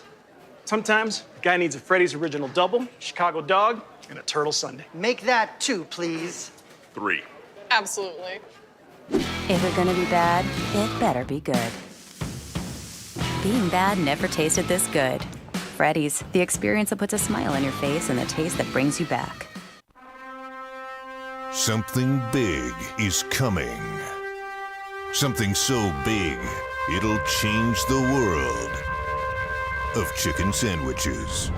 Zaxby's new signature sandwich with Zax sauce or new spicy Zax sauce. Because the chicken sandwich war ain't over yet. The new signature sandwich. All the other little sandwiches can run along. We'll take it from here. Kelly, you need to unmute yourself. For some, it's just the sound of ice hitting heavy-duty plastic. But for us, it's the signal calling us back to the light. And to Greg's house, because he just got a new grill. Connecting to Hot Jams playlist. Welcome back, Bud Light legends. It's time to take summer by the coolers. Hey you. Are you hearing this but not seeing this? You can change that. Follow along with the entire season of Fayetteville Marksmen hockey on Hockey TV. Visit hockeytv.com/subscriptions and get the SPHL TV package to watch every single Fayetteville Marksmen road game this year. That's hockeytv.com/subscriptions. Experience the thrill of being a Fayetteville Marksmen season ticket holder and all the benefits that come along with it, including your same great seat for 28 or 14 home games, exclusive season ticket member events, and an opportunity to enjoy discounts on food and beverage and merchandise at the Crown Coliseum. Skate to marksmanhockey.com/season tickets to learn more. We welcome you back inside the Knoxville Civic Coliseum. Drew Blevins alongside you. As we now only have 13 minutes to go in this marathon of an intermission. It was adorable, though, to see all the Wiener Dogs racing during the Wiener Dog race night here in Knoxville. And there's a pretty good contingency of them here this evening, and I would wager at times they've been the loudest fans. Again, the goal scorers in this hockey game, Kyler Matthews for Knoxville. For Fayetteville, Tommy Biesinger has the goal. And that's where we stand. Both teams are 0 for 1 on the power play this evening. And I thought that was another really key point in the period for the Marksmen, is to be able to kill off that penalty with no further damage done. And really the only good chance Knoxville had was a one-timer that was fanned on the near side goal post by Andrew Ballant. So no harm, no foul on the man advantage. Knoxville is out shooting Fayetteville 12-6, and because of the extended intermission, it does give us an opportunity to explain to you what is going on in the SPHL across the entire gambit this evening. Birmingham is hosting Macon. That game started at 6:30. We'll have a score update coming up for you during the next segment of our intermission report. Pensacola is in Roanoke after the Ice Flyers defeated the Rail Yard Dogs last night. A big-time victory for Pensacola as they find themselves in 6th right now, highest seeding they've had all year long. Evansville is in Quad City, and if you're a Marksman fan tonight, you're a Thunderbolts fan as well. If the Marksmen score a win and Evansville scores a win, the Marksmen are back into 4th in the SPHL, and the nightcap is Vermilion County on the road in Peoria. Across the standings board, Huntsville has clinched. They have 62 points, leading the league with 30 wins. They'll be in the playoffs undoubtedly. Knoxville is on the precipice of clinching. They have 61 standings points. The Ice Bears clinch in the following scenarios: regulation win tonight, or a win of any fashion tonight; overtime or shootout loss this evening, or a Birmingham loss in any fashion will clinch it for the Knoxville Ice Bears. A Peoria win this evening in regulation and a Birmingham regulation loss would mean that Peoria would need just one more standings point to be able to clinch as well. So by the end of the weekend, you could be looking at 3 teams that are guaranteed a playoff spot as the picture begins to tighten as we head down the stretch in March. Fayetteville sits in 4th. They're 1 back of Quad City in 4th. Pensacola is in 5th. Roanoke a point behind them. Evansville, oddly enough, hanging in there. They're only 1 point behind Roanoke and clinging on to that final playoff spot right now. Birmingham trying to fight the uphill battle. They have 26 standings points, make it at 15. Vermilion County at 11. And, of course, it bears worth reminding that a team at the top clinching does not eliminate the teams at the bottom. It just means that those teams that are in the cellar of the league cannot hop above the number 1 place team, which right now is the Huntsville Havoc. We're going to pause for these messages. Coming back on the other side of it, we'll play you the highlights from the last home win, 5-4 thriller over Roanoke. This is Marksman Hockey. Welcome to Freddy's. How are you guys doing? Meetings. Lunch meetings all week, all salads. Bean salads. Quinoa salads. Heirloom salads. Frisee salads. Sometimes a guy needs a Freddy's Original Double, Chicago Dog, and a Turtle Sundae. Make that 2, please. 3. Absolutely. If you're gonna be bad, it better be good. Being bad never tasted this good. Freddy's, the experience that puts a smile on your face and the taste that brings you back. Something big is coming. Something so big, it'll change the world of chicken sandwiches. Zaxby's new signature sandwich with Zax sauce or new spicy Zax sauce. Because the chicken sandwich war ain't over yet. The new signature sandwich. All the other little sandwiches can run along. We'll take it from here. Kelly, you need to unmute yourself. For some, it's just the sound of ice hitting heavy-duty plastic. But for us, it's the signal calling us back to the light. And to Greg's house, because he just got a new grill. Connecting to Hot Jams playlist. Welcome back, Bud Light legends. It's time to take summer by the coolers. Hey you. Are you hearing this but not seeing this? You can change that. Follow along with the entire season of Fayetteville Marksmen hockey on Hockey TV. Visit hockeytv.com/subscriptions and get the SPHL TV package to watch every single Fayetteville Marksmen road game this year. That's hockeytv.com/subscriptions. Experience the thrill of being a Fayetteville Marksmen season ticket holder and all the benefits that come along with it, including your same great seat for 28 or 14 home games, exclusive season ticket member events, and an opportunity to enjoy discounts on food and beverage and merchandise at the Crown Coliseum. Skate to marksmanhockey.com/season tickets to learn more. Let's go ahead and have a little reminiscing session on win number 8 of this 9-game win streak, a thriller in Fayetteville last Saturday. Here are the highlights. Sit back, relax, and enjoy this one from Fayetteville, North Carolina, as we're off and the Marksmen win the opening draw, who had a gorgeous breakaway goal to end the contest last night. Dill turns it over! They score! He chips it up ice. He was looking to spring a breakaway. This puck is high up in the air, and it's going to be played with a high stick, as now we've got a shoving match at center ice.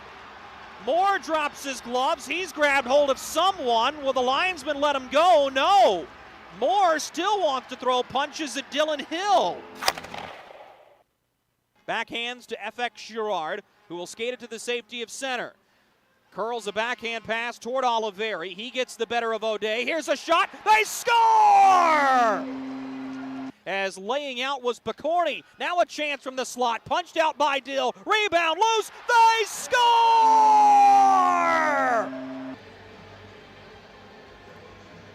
And a shot given by Armstrong after the goal. Moore's going to force Armstrong to answer for that. They send it out to the far side wing, as here they go, centering pass, score! Oh, baby! What a play! What a finish for 4-2. Marksmen trying to get some new penalty killers out there. Here's a chance. This could be a 2-on-1. FX Girard leads for Oliveri. Oliveri holds. He scores!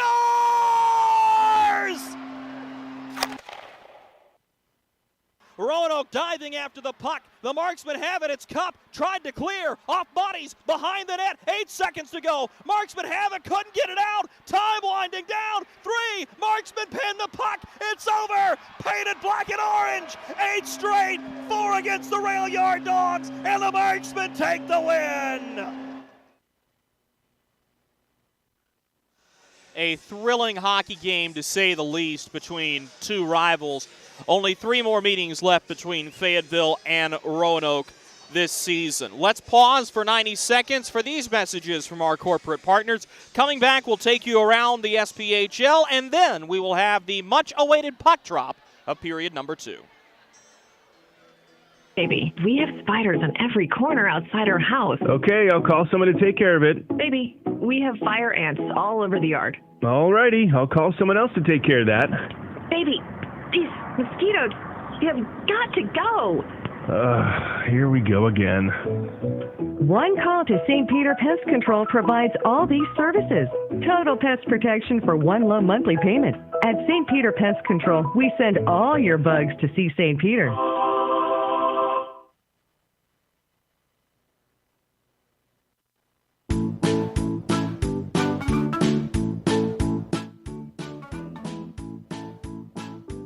Mikey? Carolina's Dentist offers the best in oral care and technology. Hope you're brushing twice a day like we discussed. And don't forget to make that 6-month appointment, okay?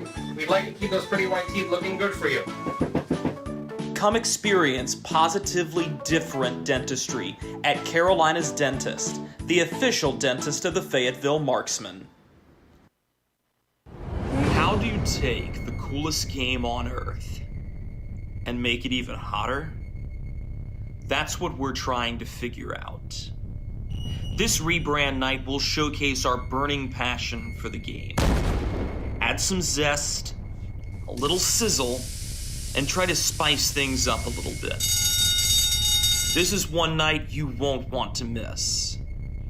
The only question is it too hot for you to handle?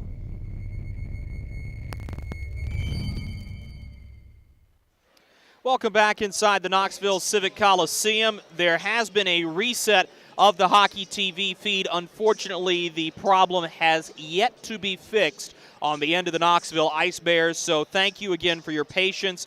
As I have been assured by their informational technology team, they are still hard at work to rectify that situation.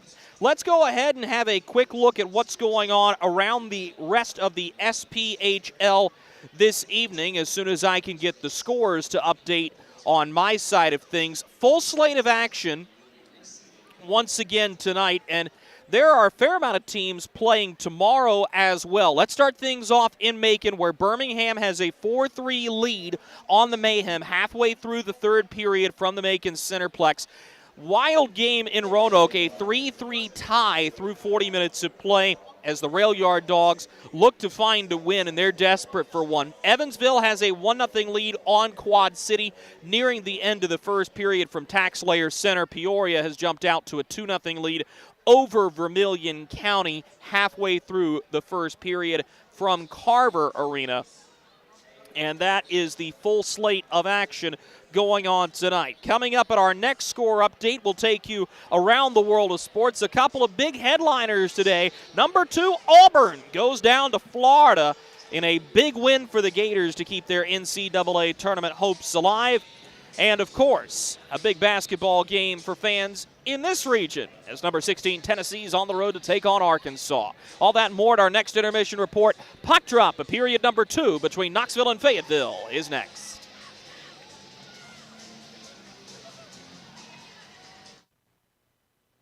Kelly, you need to unmute yourself. For some, it's just the sound of ice hitting heavy-duty plastic. But for us, it's the signal calling us back to the light. And to Greg's house, because he just got a new grill. Connecting to Hot Jams playlist. Welcome back, Bud Light legends. It's time to take summer by the coolers. Hey you. Are you hearing this but not seeing this? You can change that. Follow along with the entire season of Fayetteville Marksmen hockey on Hockey TV. Visit hockeytv.com/subscriptions and get the SPHL TV package to watch every single Fayetteville Marksmen road game this year. That's hockeytv.com/subscriptions. Experience the thrill of being a Fayetteville Marksmen season ticket holder and all the benefits that come along with it, including your same great seat for 28 or 14 home games, exclusive season ticket member events, and an opportunity to enjoy discounts on food and beverage and merchandise at the Crown Coliseum. Skate to marksmanhockey.com/season tickets to learn more. We welcome you back to the Knoxville Civic Coliseum. Time for the second period puck drop, and this will add an interesting wrinkle into the story of this hockey game. Is when you have an over 30-minute first period intermission, it really feels like you're starting a brand new hockey game after a warm-up. Marksmen will go from right to left across your radio dial here in period number 2, as Bednard, Sheeran, and Biesinger will be the unit out for the Marksmen. Away we go as Biesinger has the puck, upended by Robertson initially, forges through the body check and backhands behind the cage. Hard hit delivered as a cold shoulder went right into the chops of Biesinger once again, but Bednard has the puck, shovels to the point. Harper with a long wrist shot, misses wide of the far post. It'll catch the corner boards and out she goes. Picked up by Mark Wilson, who will shovel to Harrison Harper on the near side boards. He'll give it to Tanner Fraze, who plays behind the net for Christian Stead. Stead turns the puck over as Robertson got in his way. Robertson fights through it and is eventually able to move this out through center. Here comes Knoxville. Big hit delivered on Nash as Harper gets into him. Puck squirts behind to Brent Moran. Harper with a one-handed pass. That is legal in the defensive zone. Finds Biesinger, who gives it to Bednard on the near side wing. Bednard, ridden into the boards hard by J.B. Baker, knocks the puck free, and the Ice Bears have it in their defensive zone. Headman look for Nash. This pass is wide of everybody. Icing his way by the furthest linesman up ice, so we'll keep going with a minute gone by here in this second period. Behind the net, hanging on to the puck is Mark Wilson. He sends it to the far side wing as this puck ricochets off of Fraze's stick and out of play with 18:48 to go in this second period. Face-off is going to stay in Moran's end. So that's where the puck was tipped out of play. McVeigh will take the draw against McCloy.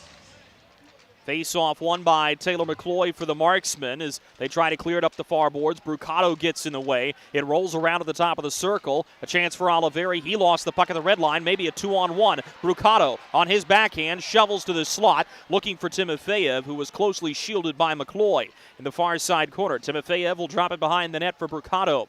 Stefan Brucato knocked from the puck initially, just has to one-handed to Timofeyev behind the net. Oliveri gives him a cross-check. Fed to the point is Price. Will swing to Kyler Matthews. Long shot through traffic. Hard off the pads of Moran. A big rebound. Line held by Matthews. Swings it in front. McVeigh fighting for the puck. Marksman clear only to the tops of the circles. Timofeyev blocked it. Now Price has it. His shot through traffic. Tipped on the way through and just wide of the near side goal post. Given up to the near boards as Fraze will send it the length of the rink. Foot race ensues for the puck. Price is ahead of it, and this is icing. 17:56 to go in the second period. 1-1 the score between Knoxville and Fayetteville.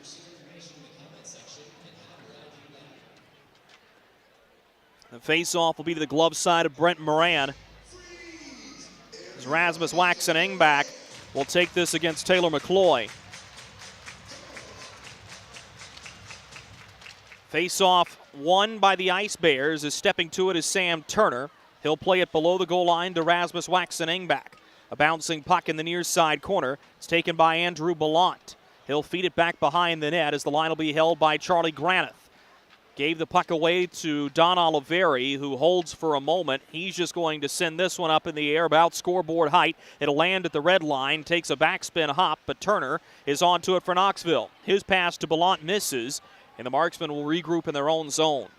Vincenzo Renda will slide it to the middle of the rink for Matt McNair. Backhands off the far side boards as this will roll below the goal line. Charging in, Granith knocks it free to Turner. He'll roll it up the near side kick plate. This is going to go on the fresh ice all the way down below the goal line. And another icing, this one against Knoxville. Much different feel to this second period, as neither team has quite had the charge and oomph. And as we told you, a lot of that has to do with a 30-minute intermission here on Wiener Dog race night. Face-off will be to the blocker side of Christian Stead. The Marksmen win the draw. They'll work at the near side hash marks. Fed to the point, the pass intercepted. Up the near side boards, here comes Ballant. Swings into the middle. Shot on goal. Moran flashes leather and holds on. Balsamo came driving in at the 11th hour. Good pass and a good shot with pressure in his face. But a better stop by Brent Moran. And that's where the Marksmen, as Corey Melkert said, don't want to feed in to the Knoxville transition.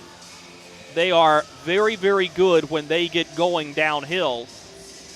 And those are the plays you don't want to give up. Face-off won by the Marksmen to the far circle of their own zone. As FX Girard will send it ahead. This will just be dumped in by Glover. On goal, Stead will collect on the goal stick and cover as Glover was hauled down at the end of the play. And he'll have some words for Kyler Matthews. We'll stay 5-on-5 with 16:47 to go in this second period.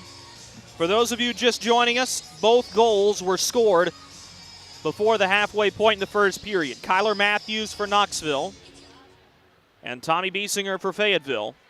We stay 1-1.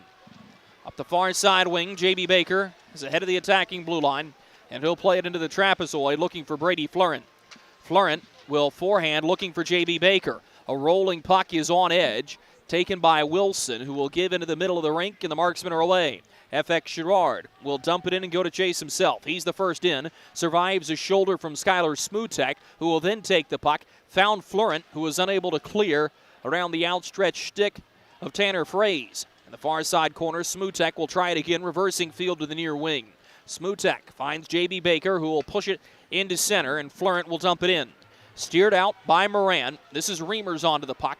He'll backhand behind the net for Wilson. Mark Wilson thought about hurrying things up. Brucato will come to pressure him. And a calculated play by Wilson to skate it out and into center himself. Gains the red line and shoots it in behind the net. Stead tried to stop it. Instead, he turns it over. Behind the net, Reimers working on the puck as he gets hauled down. Ice Bears are to it as McVeigh gives to the near wing Brucato. Backhanded to the far side boards. Jumping in front of the puck is Oliveri, who will dump it in.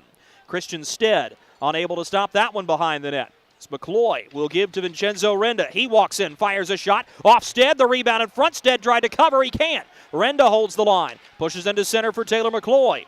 Played into the near corner. Delayed penalty upcoming. It'll go against Knoxville as Kyler Matthews touches. And the Marksmen will go back to the St. Peter Pest Control power play for the second time in this hockey game. McVeigh is the guilty party for Knoxville as this penalty comes 4:32 into this second period. Marksmen are 0 for 1 of the St. Peter Pest Control power play in this hockey game. But they nearly scored with a 6-on-5 advantage after the goaltender was pulled in the delayed penalty. Goal waved off because of goaltender interference. Here's a chance off the draw, centering pass. Fraze shoots instead, turns it out with a blocker side leg pad. Marksmen hold the line. Oliveri gives to Shane Bednard, who's stationed to the far point. Swings to Biesinger. Thought about a shot instead. Gives to Oliveri, who will push to the far side point again. That's Bednard. A one-hop pass off the end wall. Sets up Oliveri for a one-timer. Elevated over top the crossbar. Marksman will hold the rebound.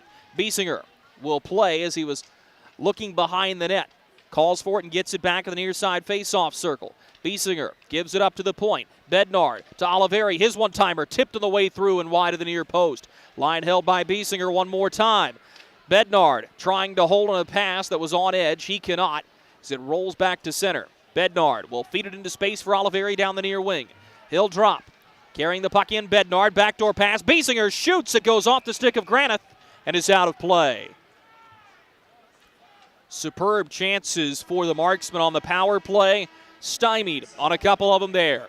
14:22 to go in the second period. 1:04 remaining on the Marksman man advantage when we come back. Hey, you. Are you hearing this but not seeing this? You can change that. Follow along with the entire season of Fayetteville Marksmen hockey on Hockey TV. Visit hockeytv.com/subscriptions and get the SPHL TV package to watch every single Fayetteville Marksmen road game this year. That's hockeytv.com/subscriptions. 14:22 remaining in the second period here from Knoxville. Drew Blevins alongside you, the Marksman Radio Network and Hockey TV. Face-off will be to the glove side of Christian Stead. 1:04 remaining on the Marksman power play. 0 for 1 in the man advantage this evening, with everybody keeping close eyes on what's going on in Birmingham. Macon can come back and win that hockey game. Knoxville has already clinched an SPHL President's Cup playoff spot. Face-off to the far side circle in the Marksman attacking zone. Fayetteville wins it as they tie up the puck in a couple of skates. This is Reimers trying to hold it. He cannot. The Ice Bears send it down the far boards all the way out. 50 seconds to go on the St. Peter Pest Control power play for the Marksmen as Matt McNair will skate the puck up ice. McNair centers to Taylor McCloy. He's around of Granite. Left it in space. Knoxville is to it. This one is sent end over end and will take a couple of hops before making its way to Brent Moran. New penalty kill unit out for Knoxville. 30 seconds to go in the St. Peter Pest Control power play for the Marksmen. Reimers will drop for McNair. Near side face-off circle. He centers. Nearly a great play by Reynaud, who was unable to settle the puck at the last moment. Reynaud will backhand up the near wall. This is McNair. He's taken down as Timofeyev will skate the puck up the near wing boards. Timofeyev dispossessed by Alex Reynaud. Timofeyev still providing pressure, but McCloy is onto the puck for the Marksmen. We'll go back to even strength here as this puck skips over the stick of Jarrett Kopp off the bench. Christian Stead wants to cover, and he will. 13:17 remaining in the second period here in Knoxville. And one shot on the power play for the Marksmen during that sequence. Christian Stead equal to it, and that was the centering pass to Tanner Fraze, who had a lane. Fraze, ever since returning from the IR, has been a real weapon for this Marksman group. Probably looking at him being forward 5 or 6, but top contributor. Now Ballant driving. He fires. Brent Moran ready for it at the top of his goal crease. Cuts it down and gives no rebound. That's why Brent Moran was signed to play hockey for this Marksman group. That's a difficult save. No pressure in the face of Andrew Ballant as he's allowed to walk right up Broadway. Toe drags, fires. Moran explodes over to makes the save. The linesman Sean Delawy will drop the puck. Matt McNair will toe in to take the draw against Rasmus Waxen-Ingback, and McNair wins it. Jarrett Kopp plays it up the near wing boards. Reynaud led McNair. In front of the puck was Sam Turner, and the Ice Bears are ahead of the attacking blue line in the form of Balsamo. McNair takes the puck from him there. Ballant works behind the net. Ballant gets an inside edge on Kopp, but McNair had the puck. He's hauled down from behind. Will keep going. FX Girard works up the far side kick plate, trying to get some help. He's unable to. Now a chance as Ballant is run into hard by Hoffman, and the Marksman will clear. But Sam Turner awaiting there at the red line as Knoxville will re-enter the zone. Turner skates it in himself, has to drop for Ballant, who shoots it to the far corner. Furthest man up ice is Jared Nash. He's run into by Hoffman, who pushes it back for his defense partner, Kopp. Turned over, Balsamo on the back door. Moran with a save, the rebound, they score. Balsamo right in front, and Brent Moran is irate. He may have reason. Let's look at the replay on the Jumbotron when it goes up. The net was dislodged off both moorings, And Shane Bednard is already over at the scores table. Let's have a look here. Moran got bumped. Jared Nash hit him over the mask, and Dino Balsamo got him in the body. Officials are going to talk this one over. No video review in the SPHL. Shane Bednard, who factored in on what would have been a go-ahead goal in the first period, has a few passing words for Jake Linnaeus. That goal is going to stand. It'll be Balsamo's goal, and it comes 7:48 into the period. Makes it 2-1 Knoxville, and you can feel the energy ramping up in this building. We've already seen some shoving matches and not a ton of penalties, but a ton of physical play as the Marksmen win the draw and they're into attacking ice. Into the far side corner, Jared Nash run into. So the Marksmen will have it on the far side hash marks. Played behind the net as it's knocked free by Smutek. Looking for help from Florent. Never came. Marksmen will have it on the far hash one more time. Centering pass, given up to the point. Here's a long drive. Stead makes the save. The rebound, Christian Stead sprawling. Got a piece of it with the blocker side leg pad, and the Ice Bears are back to center. Here's J.B. Baker down the near wing. He centers. A good stick lift on Nash by Mark Wilson, as Harper goes after the puck here in the near side corner. On to it is Jared Nash. Nash sweeping at it as Brucato comes over to grab the puck. Body starting to fly here in Knoxville as this is fed to the far wing. Florent nearly got caught for too many men. He plays it ahead and then completes the change as Wilson grabs the puck for the Marksman behind the net.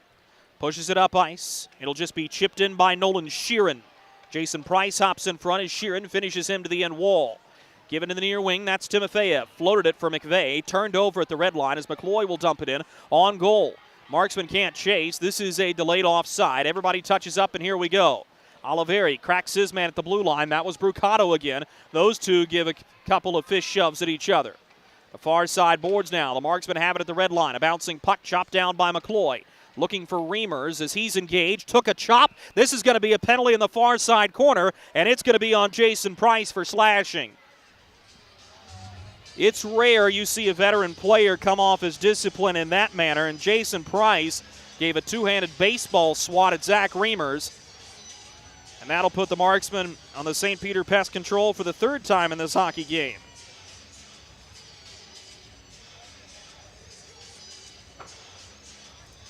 .10:35 to go in the second period. Price slashing. And a Marksman power play that has seemingly done everything in this game but score will be back out. Face off to the blocker side of Stead. One back by McVeigh, who was unable to clear out, and the Marksman will establish a possession at the far side point. Good stick by McVeigh to get this one back out to center. Oliveri will regroup to Tommy Biesinger. They'll settle in their own zone. Biesinger runs out of real estate as Waxening backs on him, but a rolling puck will be scooped up by Shane Bednard. Bednard driving in himself. May have numbers. Quick wrist shot off of Granith and cleared the length of the ice by Rasmus Waxening back. Moran will set this one up on a tee as Charlie Granith has been a strong penalty killer in this hockey game. Oliveri chips behind the net. He's going to grab it as Reynaud overskates the puck. He'll need help. Reimers knocks it free to the point. Settled and given down the far side half wall. This is Reimers. Finds Biesinger at the top of the near face-off circle. Biesinger on his backhand. Looks at Fraze, who will give to Oliveri. A one-touch pass to Reimers in the far side corner. Run into by Balsamo. Has to shoot it behind the net around McCloy. Biesinger stationed there. He gets punished from behind. No call. He took that hit right on the 8. He's up now. The Marksmen have numbers. Quick shot. Rebound in front. Settled by Fraze. He fires over the crossbar. Biesinger, the near side point, will hold it. Makes a good move, cutting to center. Feeds to Reynaud. Sets up a one-timer. Instead is on top of his crease and ready. 9:11 to go in the second period. 37 seconds remain in the Marksman power play. We'll be right back after this. Knoxville leading Fayetteville 2-1. To serve Eastern North Carolina. At Carolina's Dentists and Spring Lake Oral Surgery, we believe in creating a positively different experience. We are proud to serve Eastern North Carolina, including Fayetteville, Spring Lake, and Wrateford. We use the best in dental technique and technology to make Carolina's Dentist your one-stop shop for quality dental care and oral care. Book your appointment today to come experience the Carolina's Dentist difference. 9:11 remaining in the second period here at the Knoxville Civic Coliseum. The Ice Bears take the lead on a Dean Balsamo goal where he drives the net. Certainly came in contact with Brent Moran, who was frustrated by it. But that's where we stand. 2-1 the score. The face-off will be to the glove side of Christian Stead, who in this second period has been rock steady. Marksmen have 37 seconds remaining on a Jason Price minor for slashing. Face-off won by the Marksmen. They charge the front, backhanded on goal. Stead makes the save and covers as McCloy drove right to the net front and created a strong chance. Hit the reset button and do it all over again from the far circle in the Marksmen's attacking zone. McVeigh for Knoxville against McCloy of Fayetteville. McCloy wins another draw. This time it's up to the point. Jarrett Cupp starts his engine, works behind the net, and will backhand to the near circle. Here's a long shot on goal by McCloy. Swallowed, and now shoving in front as Reimers will get the last word on Kyler Matthews. Matthews, no stranger to playing a gritty style of hockey. He's done so the last 2 years in the Federal League with the Elmira Enforcers. New PK unit out for Knoxville. And a new power play group for the Marksmen. Biesinger will work as the shooting forward position. Matt McNair spins around of Granite. Ridden in to the corner boards. Turned the puck over initially to Kolcheski, who's seen limited time. Headman pass is wide of Jarrett Cupp. He'll have to chase it all the way back in his own zone.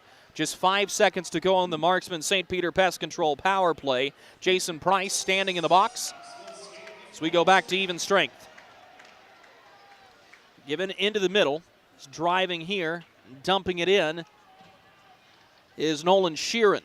Sheeran will have it in the near side corner as he comes stick to stick with Brucato. Good support by the Marksman here, though. Laid behind the net. Glover spins from pressure. He centers, bounces to Jarrett Cupp, who swings at the rolling puck. Brucato soccers it back to the blue line, not out. Now a chance for FX Girard. He'll backhand to Reynaud. Given to Hoffman, who fires, blocked on the way through. Good body positioning by Riley Robertson, the sizable defenseman. As the Marksman had it at the red line, intercepted now Timofeyev driving. Pulls the trigger, shot blocked immediately by Cupp. To the far corner it goes. McVeigh plays behind the net for Timofeyev, has his stick lifted by Jarrett Cupp. Cupp will get some help from Sheeran, but Brucato comes to take it away. Brucato with an ill-advised backhander into the shin pad of Alex Reynaud.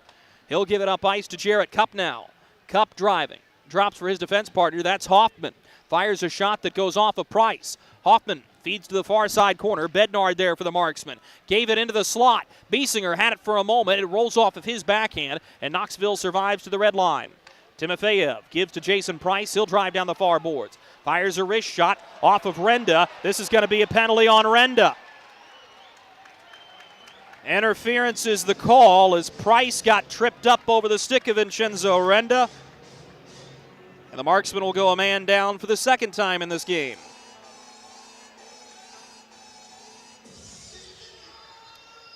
$7:12 to go in this second period. Taylor McCloy having words with Jake Linnace.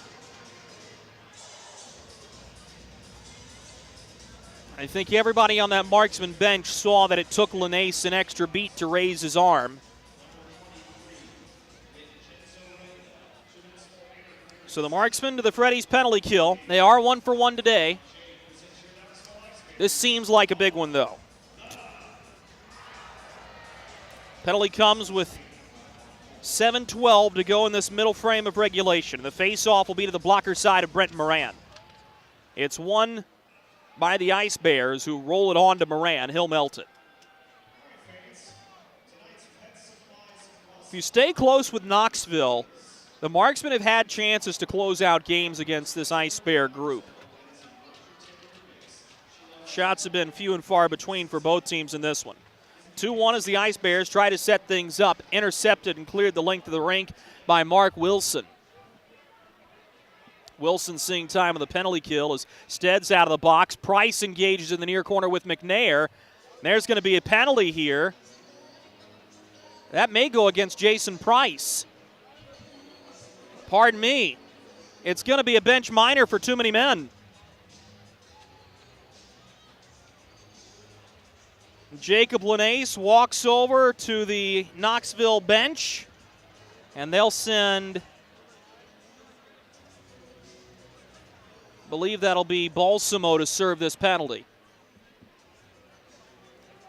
So with too many men on Knoxville will negate the power play that was only 16 seconds old. And this won't do a ton for either team's power play statistics, as the Marksmen will have an abbreviated man advantage. Here's a takedown. This is a trip, no call. 2-on-2 the other way. Ballant around Harper. What a stick lift. Ballant shoots over the net and everything. Harrison Harper with a great force, as everybody in this sellout crowd wanted a trip, and perhaps they should have gotten one. Behind the net, this is Granith. He's shouldered off the puck, and the Marksman will grab it. Jarrett Cupp feeds it up ice. Is turning with it here is Biesinger. He has the lone Marksman goal in this game. Tommy Biesinger, the near side boards, drives down there, survives his shoulders. This puck will roll towards Stead. Granith in front of it for the Ice Bears. Feeds Kyler Matthews, who will backhand it up the near side boards for Jared Nash. Nash skates through pressure from Oliveri. Lost his stick in the process. Oliveri gets to it. The Marksmen hurry. They can catch down with numbers. Oliveri upends Nash. This will be a penalty behind the play. Oliveri for interference.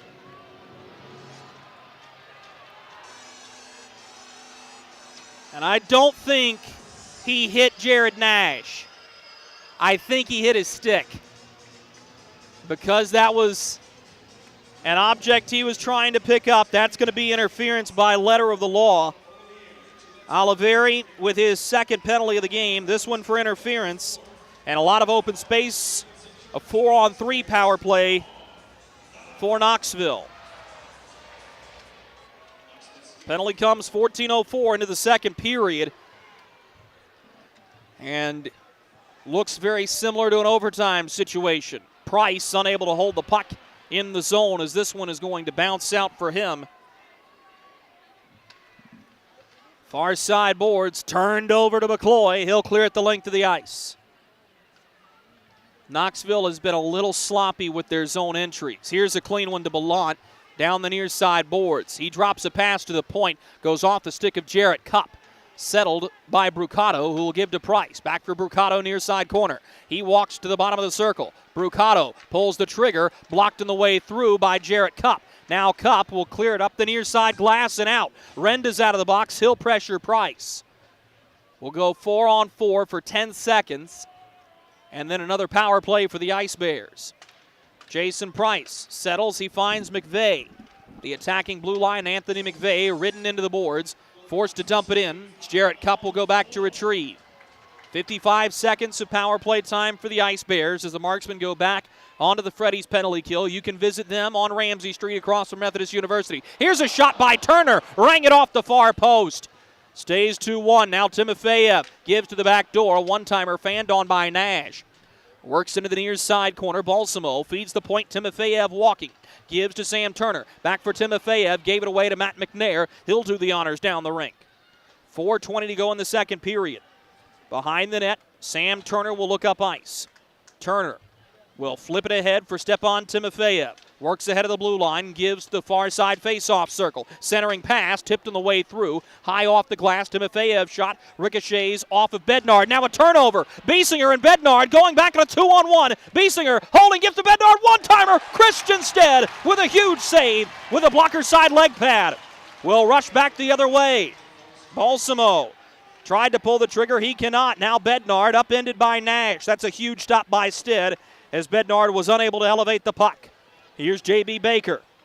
Hanging on to the puck, forced to dump it to the far side corner. That's Waxening back. Plays behind the net. Timofeyev looked to give to the point for Price. His pass was blocked. Timofeyev plays below the goal line now for Erasmus Waxening back, who promptly turns it over to Nolan Sheeran. Sheeran will give out of the far wing. Almost turned it over. Instead takes a block pass back. Sheeran is double teamed below the goal line. 3:20 to go in this second period. Everybody digging for the puck. 3 Ice Bears are to it, now 4 as Price works his way in. It's one free by Knoxville in the form of Casey Kolcheski. Kolcheski in his own zone in the near side corner has to reverse field. Oliveri is in front of Brady Fleurin. Oliveri spins to the far boards, was unable to clear it further in. Marksmen will be able to dump it from the red line all the way below the goal line. Everybody touches, we're onside. Marksman forechecking here as Fleurin fails on the breakout. Nolan Sheeran takes the puck, centers to McCloy. He fires off of Waxening back and out of play. 2:46 remaining in the second period. The Knoxville Ice Bears clinging to a 2-1 lead. And Christian Stead doing yeoman's work to hold it.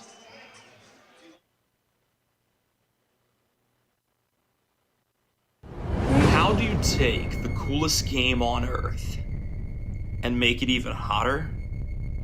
That's what we're trying to figure out. This rebrand night will showcase our burning passion for the game. Add some zest, a little sizzle, and try to spice things up a little bit. This is one night you won't want to miss. The only question is it too hot for you to handle?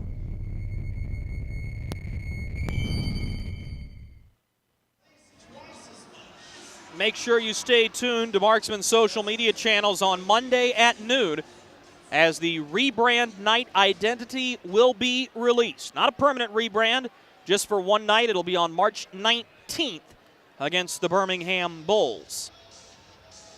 It's going to be a really fun release in identity, and I truly do believe that these great hockey fans in Fayetteville are going to thoroughly enjoy it. Face-off will be to the blocker side of Christian Stead. 2:46 to go in the second period. Neither team has reached 20 shots, and as soon as the puck is dropped, the whistle blows, and we'll redo it again. False start off the face-off.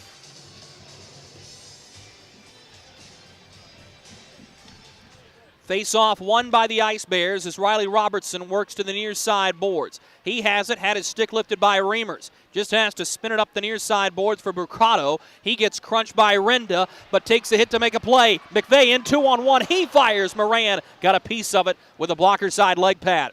Out this goes beyond center. Brucato will grab it with a lot of pressure applied by the Ice Bears in that far side board. Now the Marksmen have it. Poked back up to the red line. Robertson upends his man. Dumps it in. Moran catches and will play it to Vincenzo Renda behind the net. Renda looking up ice. Passes to McCloy. Rolls off his backhand. Intercepted initially by Skylar Smutek. Smutek to the near face-off circle. He fires. Caught by Moran. No rebound. Skylar Smutek, as we told you, has dressed for 5 different SPHL teams this year: Evansville, Fayetteville, Vermilion County, Peoria, and now the Knoxville Ice Bears. It's a wild and wacky journey, and we talk about minor league hockey being a grind, and Skylar Smutek certainly embodying that. Dump below the goal line, off the back of Moran's net. Jarrett Cupp will take it on the far boards. Backhands a pass to center, intercepted, and the Ice Bears steer it back into their attacking zone. Moran drops it on the tee behind the net. It's Timofeyev touched the puck initially as it will bounce to Moran. He'll melt it one more time with 101 seconds remaining here in this second period.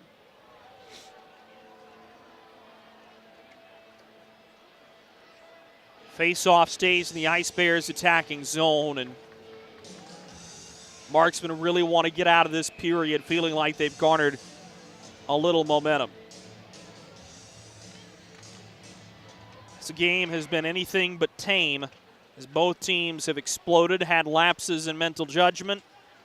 It's made for an entertaining product. The Ice Bears have it, far face-off circle. Ballant spins it behind the net. Balsamo tried to wrap it, lost the puck. Backhanded up through center. This will be taken initially by Biesinger. A good stick check on Sam Turner as Biesinger at the blue line warring for position. Won by Dean Balsamo. Sent it to the far side corner. Ballant chasing after it. Plays it behind the net. This will be scooped up by the Marksmen as they steer to Reynaud, who centers the puck, and here come the Marksmen. This is Bednard. Backhands to Biesinger. Makes a move. Centers. One-timer. Stead punched it out with a blocker. Big rebound. Hoffman feeds the far side point. Biesinger turns it up to the point. Now Reimers gives to Hoffman. His one-timer just wide of the far post. Biesinger holds the line with a minute to go in the period. Plays it to the far side corner. Reynaud. Backhands. He was looking for Cup. The pass intercepted. Cleared all the way down. Icing is waved as Biesinger's back on it. Another big stop by Christian Stead on what could have been a game-tying goal. Behind the net is Alex Reynaud. Looks at Zach Hoffman for a second. He'll shovel it off to Don Oliveri instead. Oliveri from behind his net, 30 seconds remaining in the period. He'll do it himself. Oliveri gains the red line, floats it in. Matt McNair's going to go to chase. Jason Price has it, rims it all the way out to center.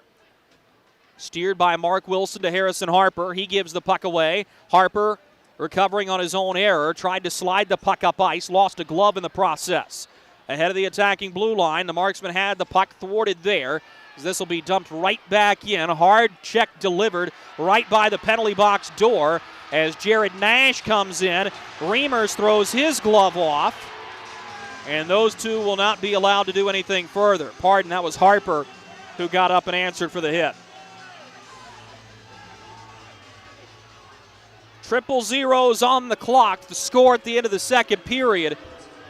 The Knoxville Ice Bears 2, the Fayetteville Marksmen 1.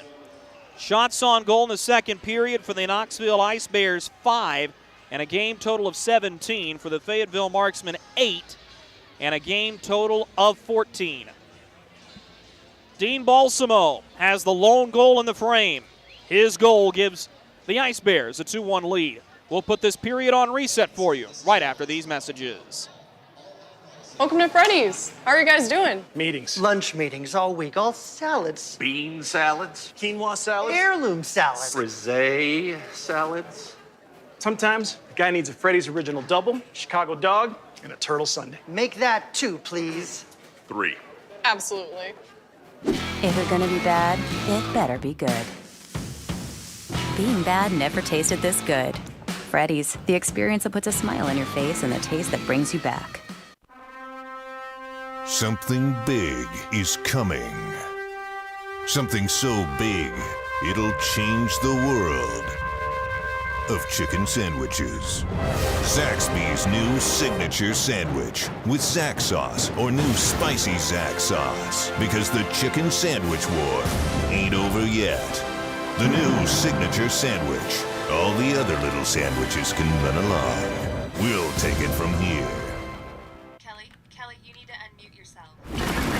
For some, it's just the sound of ice hitting heavy-duty plastic. But for us, it's the signal calling us back to the light. And to Greg's house, because he just got a new grill. Connecting to Hot Jams playlist. Welcome back, Bud Light legends. It's time to take summer by the coolers. Hey you. Are you hearing this but not seeing this? You can change that. Follow along with the entire season of Fayetteville Marksmen hockey on Hockey TV. Visit hockeytv.com/subscriptions and get the SPHL TV package to watch every single Fayetteville Marksmen road game this year. That's hockeytv.com/subscriptions.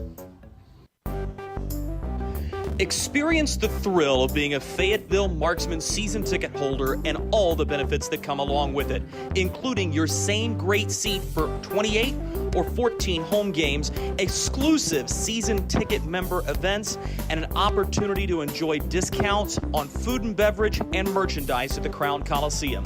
Skate to marksmanhockey.com/season tickets to learn more.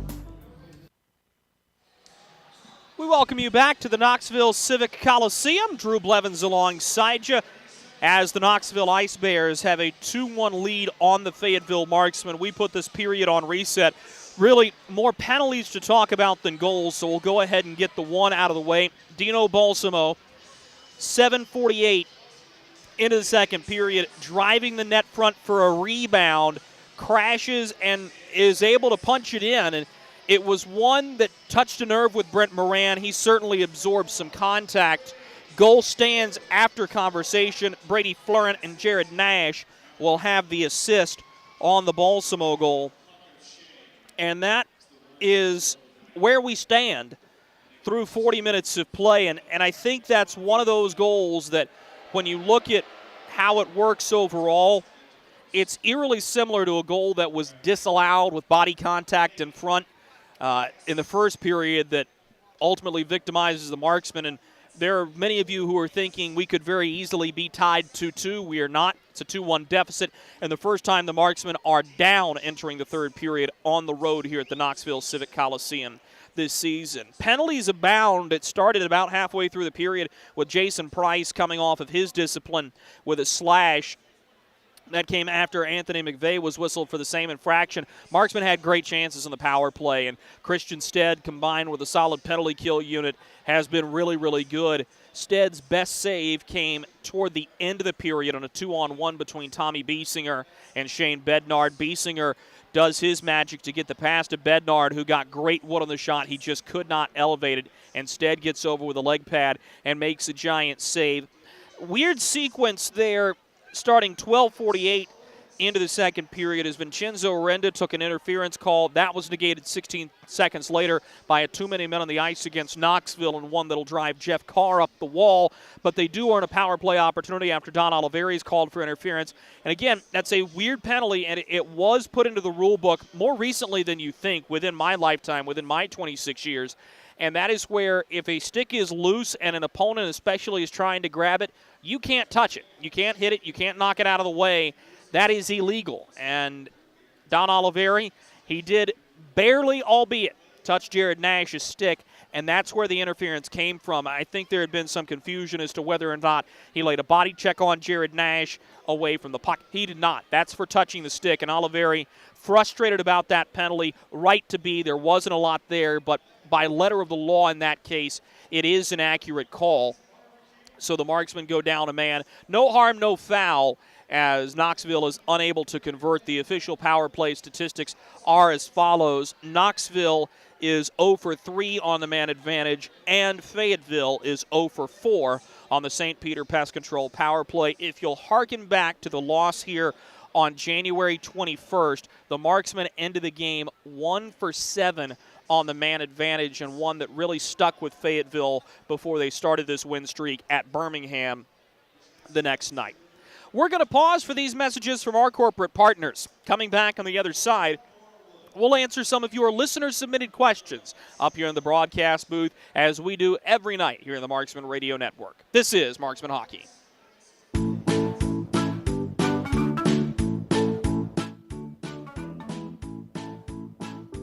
Marky? Carolina's Dentist offers the best in oral care and technology. Hope you're brushing twice a day like we discussed. And don't forget to make that 6-month appointment, okay? We'd like to keep those pretty white teeth looking good for you. Come experience positively different dentistry at Carolina's Dentist, the official dentist of the Fayetteville Marksmen. Look at our yard. So many anthills everywhere. Did you know that a single ant can live to be 29 years old? Really? Well, what about a married one? Seriously? But really, we need to fix the yard. St. Peter Pest Control handles all your mosquitoes, ants, spiders, cockroaches, and even rodents. St. Peter Pest Control provides full home pest protection and consistent treatment of ants and mosquitoes in your yard, too. At St. Peter Pest Control, we send all your bugs to see St. Peter. Kelly, you need to unmute yourself. For some, it's just the sound of ice hitting heavy-duty plastic. But for us, it's the signal calling us back to the light. And to Greg's house, because he just got a new grill. Connecting to Hot Jams playlist. Welcome back, Bud Light legends. It's time to take summer by the coolers. Something big is coming. Something so big, it'll change the world of chicken sandwiches.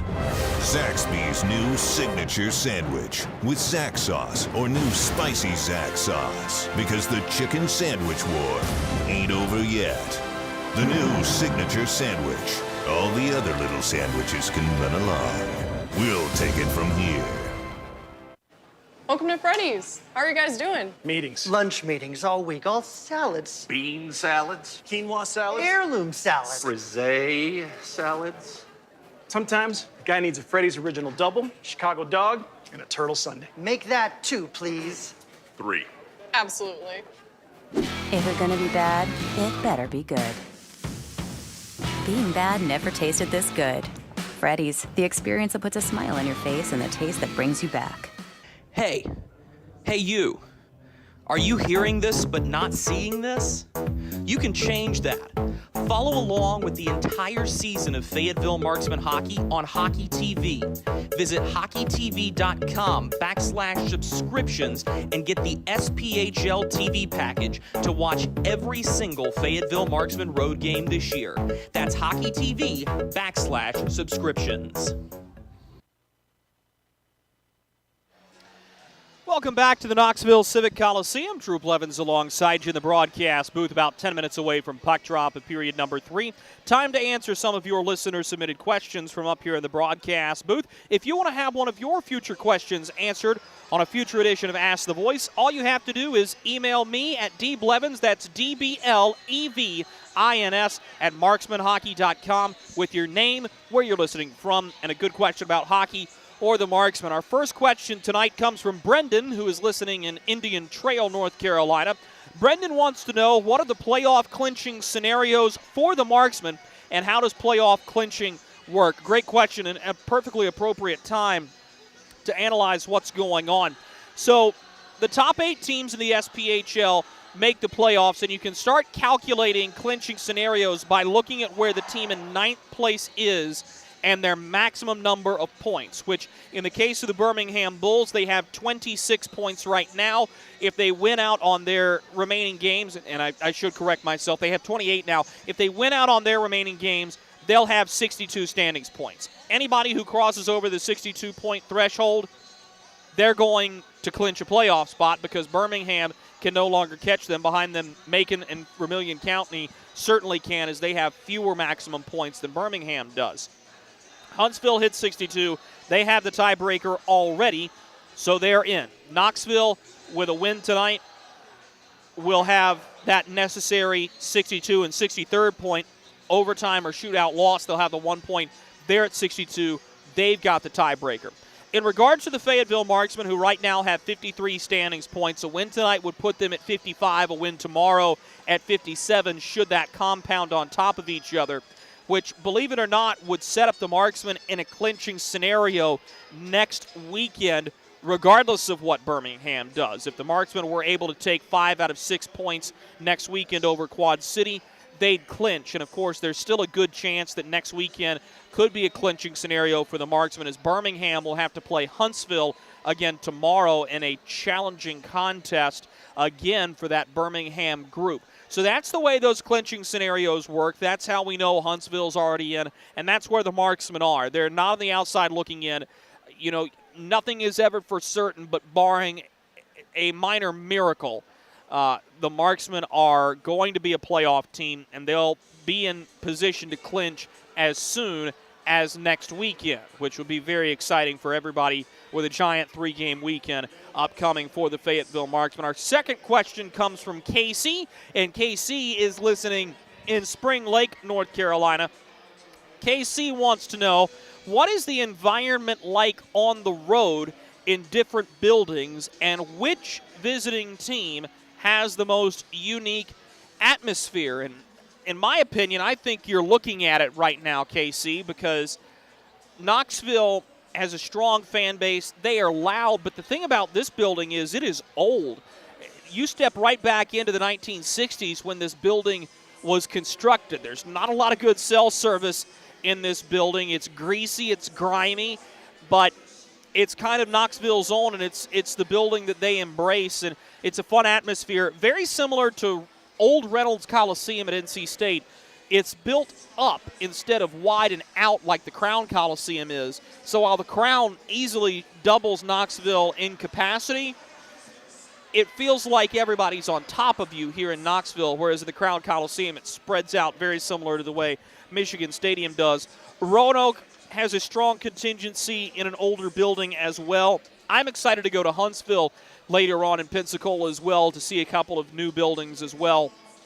But Knoxville is a very fun atmosphere to be a part of, and certainly part of the reason I think that the Marksmen are in this game every single time they play it. There have been no blowouts here, and Fayetteville has hung tough with Knoxville all year long. No reason to think that this one will be any different. So thank you so much to Brendan, and thank you to KC for their questions. If you want to have one of your questions answered on a future edition of Ask the Boys, all you have to do is email me at dblevins, that's DBLEVINS, at marksmanhockey.com with your name, where you're listening from, and a good question about the Marksman organization or the game of hockey. We'll be right back to take you around the SPHL. This is Marksman Hockey. Experience the thrill of being a Fayetteville Marksmen season ticket holder and all the benefits that come along with it, including your same great seat for 28 or 14 home games, exclusive season ticket member events, and an opportunity to enjoy discounts on food and beverage and merchandise at the Crown Coliseum. Skate to marksmanhockey.com/season tickets to learn more. Kelly, you need to unmute yourself. For some, it's just the sound of ice hitting heavy-duty plastic. But for us, it's the signal calling us back to the light. And to Greg's house, because he just got a new grill. Connecting to Hot Jams playlist. Welcome back, Bud Light legends. It's time to take summer by the coolers. Something big is coming. Something so big, it'll change the world of chicken sandwiches. Zaxby's new signature sandwich with Zax sauce or new spicy Zax sauce. Because the chicken sandwich war ain't over yet. The new signature sandwich. All the other little sandwiches can run along. We'll take it from here. Welcome to Freddy's. How are you guys doing? Meetings. Lunch meetings all week, all salads. Bean salads. Quinoa salads. Heirloom salad. Frisee salads. Sometimes a guy needs a Freddy's Original Double, Chicago Dog, and a Turtle Sundae. Make that 2, please. 3. Absolutely. If we're gonna be bad, it better be good. Being bad never tasted this good. Freddy's, the experience that puts a smile on your face and the taste that brings you back. Hey you. Are you hearing this but not seeing this? You can change that. Follow along with the entire season of Fayetteville Marksmen Hockey on Hockey TV. Visit hockeytv.com/subscriptions and get the SPHL TV package to watch every single Fayetteville Marksmen road game this year. That's hockeytv.com/subscriptions. Welcome back to the Knoxville Civic Coliseum. Final segment of the second period intermission. Let's go for a quick twirl around the world of sports and the SPHL. We'll start things off in Macon, where Birmingham has polished off the Mayhem by a final count of 5-3. That means the only clinching scenario tonight for Knoxville is gaining a point in some fashion. Win, overtime, or shootout loss, and the Ice Bears are certainly in the playoffs. Late in overtime, Pensacola and Roanoke knotted up 3-3. The Rail Yard Dogs are going to get a point. They need one more to hop back over Pensacola in the standings. Nearing the middle point of the hockey game, Evansville has a 2-1 lead on Quad City. That would be a big help to the Marksmen. And Peoria has a 2-0 lead over Vermilion County at the end of one. At the ACCHL College Hockey Championship semifinals final for you, UNC over Virginia Tech 4-1 as North Carolina will be going to their first Admirals Cup Championship game since 2015. Underway right now, NC State and Wake Forest knotted up in a scoreless tie through 20 minutes of play. In college basketball, number 2 Auburn falls to unranked Florida 63-62 in a thriller down in Gainesville. Duke defeats Florida State 88-70. Wake Forest with a big win over Notre Dame 79-74. And North Carolina takes care of Virginia Tech 65-57. NC State is off today. Just about a minute away from puck drop, but period number 3. We'll bring it to you right after this.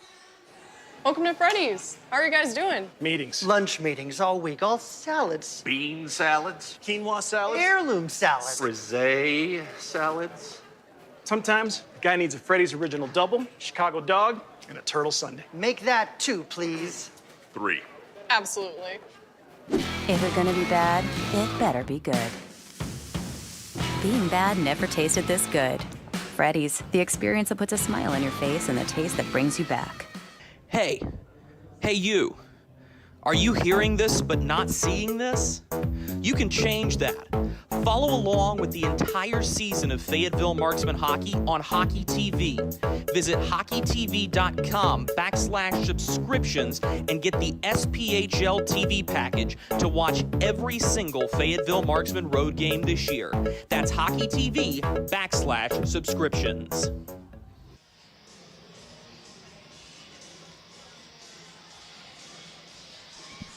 Welcome back to Knoxville, Tennessee.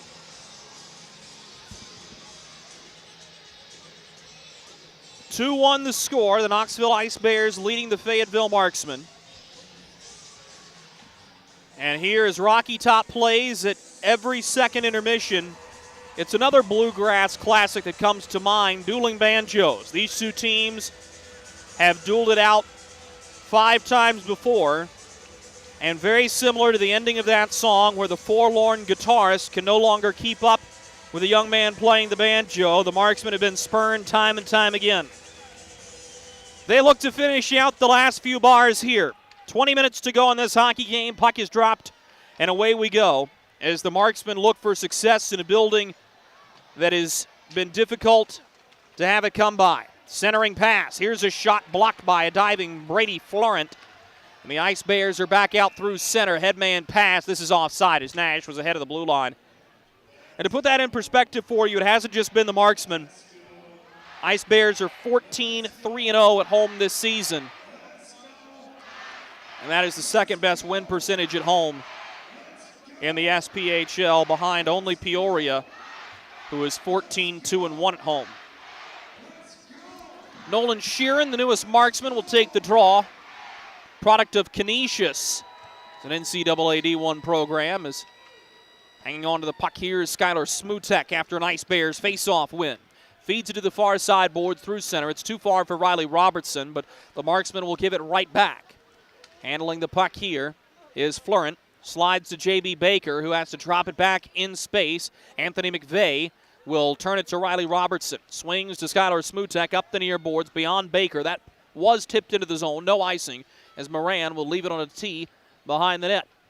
Harrison Harper will feed to Mark Wilson. A one-touch pass for Fraze as he gives to a man cutting up ice. That's Sheeran. Lays it forward toward Reimers, but reaching out to grab it is Stead, and he'll get a whistle.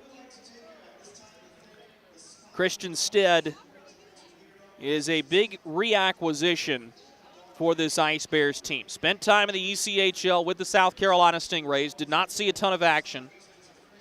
Falls back, and now he and Evan Moyce may very well be the most dangerous goaltending tandem in the SPHL, as I thought Moyce played really well the last time the Marksmen were in town. Oliveri gives it to Renda on the far side boards. He's in a foot race for it, and has to clear it right into the shin pad of an attacking Ice Bear. Behind the net now, Knoxville will set up possession to Brucato, swings in front off Moran, and the Marksmen are away with it. Taylor McCloy will drive up ice, backhands to the near wing, this is Biesinger. Biesinger had Oliveri going with him, instead plays to the far side forward, that's Matt McNair. McNair turns with it, he'll center to Oliveri. Oliveri fires a shot off the shin pad of Brucato, now clubbed back toward the net by McNair, high and wide. Oliveri holds the line. Sends it into the near side corner all the way around the outstretched arms of Biesinger. Knoxville takes over. Centering pass to Brucato. He's into attacking ice. Brucato around Renda, who will escort him to the end wall. Puck jostles free for a moment, but right to step on Timofeyev for the Ice Bears. Timofeyev spins it in front off Oliveri. It squirts to the near side corner. Picked up here by Knoxville. This is Rasmus Waxen-Engback. Plays behind the net. Brucato looks to center for Ballant. The pass was blocked by McNair, but Ballant skates to it. Cycles to the point. Here's a long shot through traffic by Granith. It's punched out. The Marksman will clear it all the way down the length of the rink. 2 feet shy of the goal line. Sam Turner will come back to grab it. Spins to Granith, who will look up ice for Rasmus Waxen-Engback. Missed him with the pass. This is icing against Knoxville.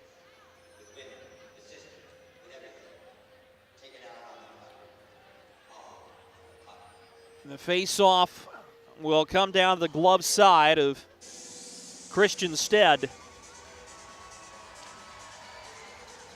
It's a draw won by Knoxville, who's won 55% of face-offs in this hockey game.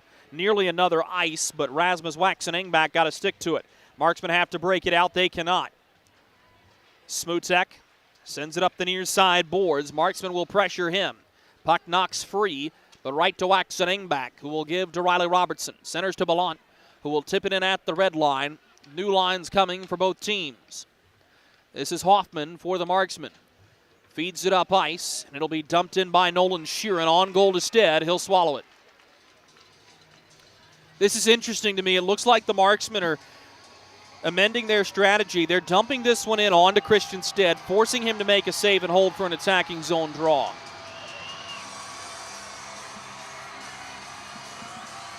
Sheeran with Fraze and Reimers, the group out. This is a new line combination for the Marksmen. Knoxville wins another draw. Kyler Matthews overtaken as soon as he touched the puck, though, by Reimers. To the far side boards, Fraze gives it up to the point. Harrison Harper on his backhand, centered into the near corner. Pass is cut off, and here comes Knoxville. This is Jared Nash down the near wing. Cuts to center. He fires, blocked by Wilson. Matthews will set up Jason Price. Long wrist shot, tipped off a body as Wilson got in front. That puck bounces to the near side corner. Marksman unable to clear. Matthews tees it up for a wrister. They score. I think that's going to be Stepan Timofeyev's goal, or pardon rather, Brady Florent. As he deflects the shot over Brent Moran. So we'll get a really good look at it on replay here. And I'm not so sure at the end of that. That may be Kyler Matthews' second. Has been announced as Brady Florent's goal. It'll be assisted by Matthews. Makes it 3-1 here with 16:30 to go in the hockey game. And a little bit of breathing room for Knoxville. Up the near side half wall, this is Timofeyev, who will backhand to the far boards. He was looking for Brucato, never made it to him. Granith will have to hold the line. Behind the net, this is Brucato, centers, looking for McVeigh. The pass blocked, and here come the Marksmen. Up the near side boards, this is Biesinger. Gets around his man. Tommy Biesinger runs into Brucato, who took a hard spill, and now Jason Price is up ice. Price backhands into the high slot. This pass intercepted by Oliveri. Marksman tried to swing it ahead for the furthest man up ice. That was Bednard. Instead, this is going to be Jason Price with the puck. Price at his own blue line moves it ahead right into the skates of Taylor McCloy. Brucato hauled down by Oliveri. Knocks the puck free as Renda will have it. 15:30 to go in the third period. Marksman down 2. Renda gives it up ice for Biesinger. This puck is on edge. High up in the air it goes. Taken by Oliveri as he forges ahead with it. He'll get some help. Hanging on to the puck here and looking for a little space is Drake Glover. Glover charging after it. Up to the point. Oliveri looking, winds and fires. Stead cuts it down. The rebound cleared to the blue line and just out by Ballant, who will chase after it. Moran shoots it off the near glass. It's out. This is going to spring a rush. McNair ahead of everybody, backhanded to him by Glover. Now Glover had it roll off of his forehand on the return pass from McNair, and Balsamo will head directly behind of Stead to start things up for the Ice Bears. Media timeout coming at the next whistle. Smutek chops it into attacking ice, where Florent will go to chase. Brady Florent, the most recent goal scorer, has his 5th of the season and his 11th point. Smutek pushes it up for Florent off of his forehand. The Marksmen get to it. Headman look for Fraze. This one did not hit him, so this will be icing with 14:30 to go in the third period. Ice Bears add one more. 3-1 the score. Hey, it's Goldie from Good Morning Fayetteville for St. Peter Pest Control. They've been doing my pest control services all summer, and it's been wonderful not to have to deal with ants or mosquitoes the last few months. All that money I saved in calamine lotion. Ray and Preston St. Peter show up, they spray outside, but they also do in-home pest control. So if you have roaches or, dare I say, rodents, they'll take care of them as well, because the last thing you need is unwanted visitors making a nest in your Christmas decorations up in the attic. Call St. Peter Pest Control. They send all your bugs and pests to see St. Peter.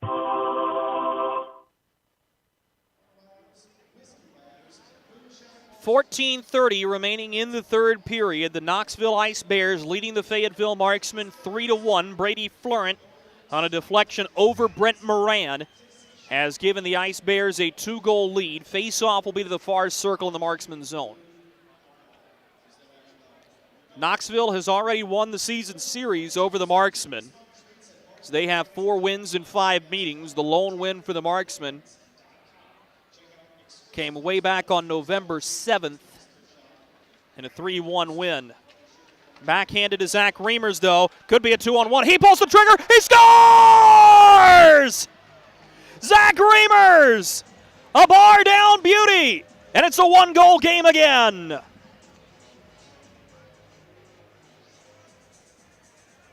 What speed by Zach Reimers, who scored last night. Didn't have to give a head fake. He just blew it right by Christian Stead. And the time of that goal will be 5:38 into the third period. Reimers will have his 4th goal of the season. Tanner Fraze, along with Jarrett Cupp, will have the helpers as Reimers floats this one in from the blue line onto Stead, who catches and holds.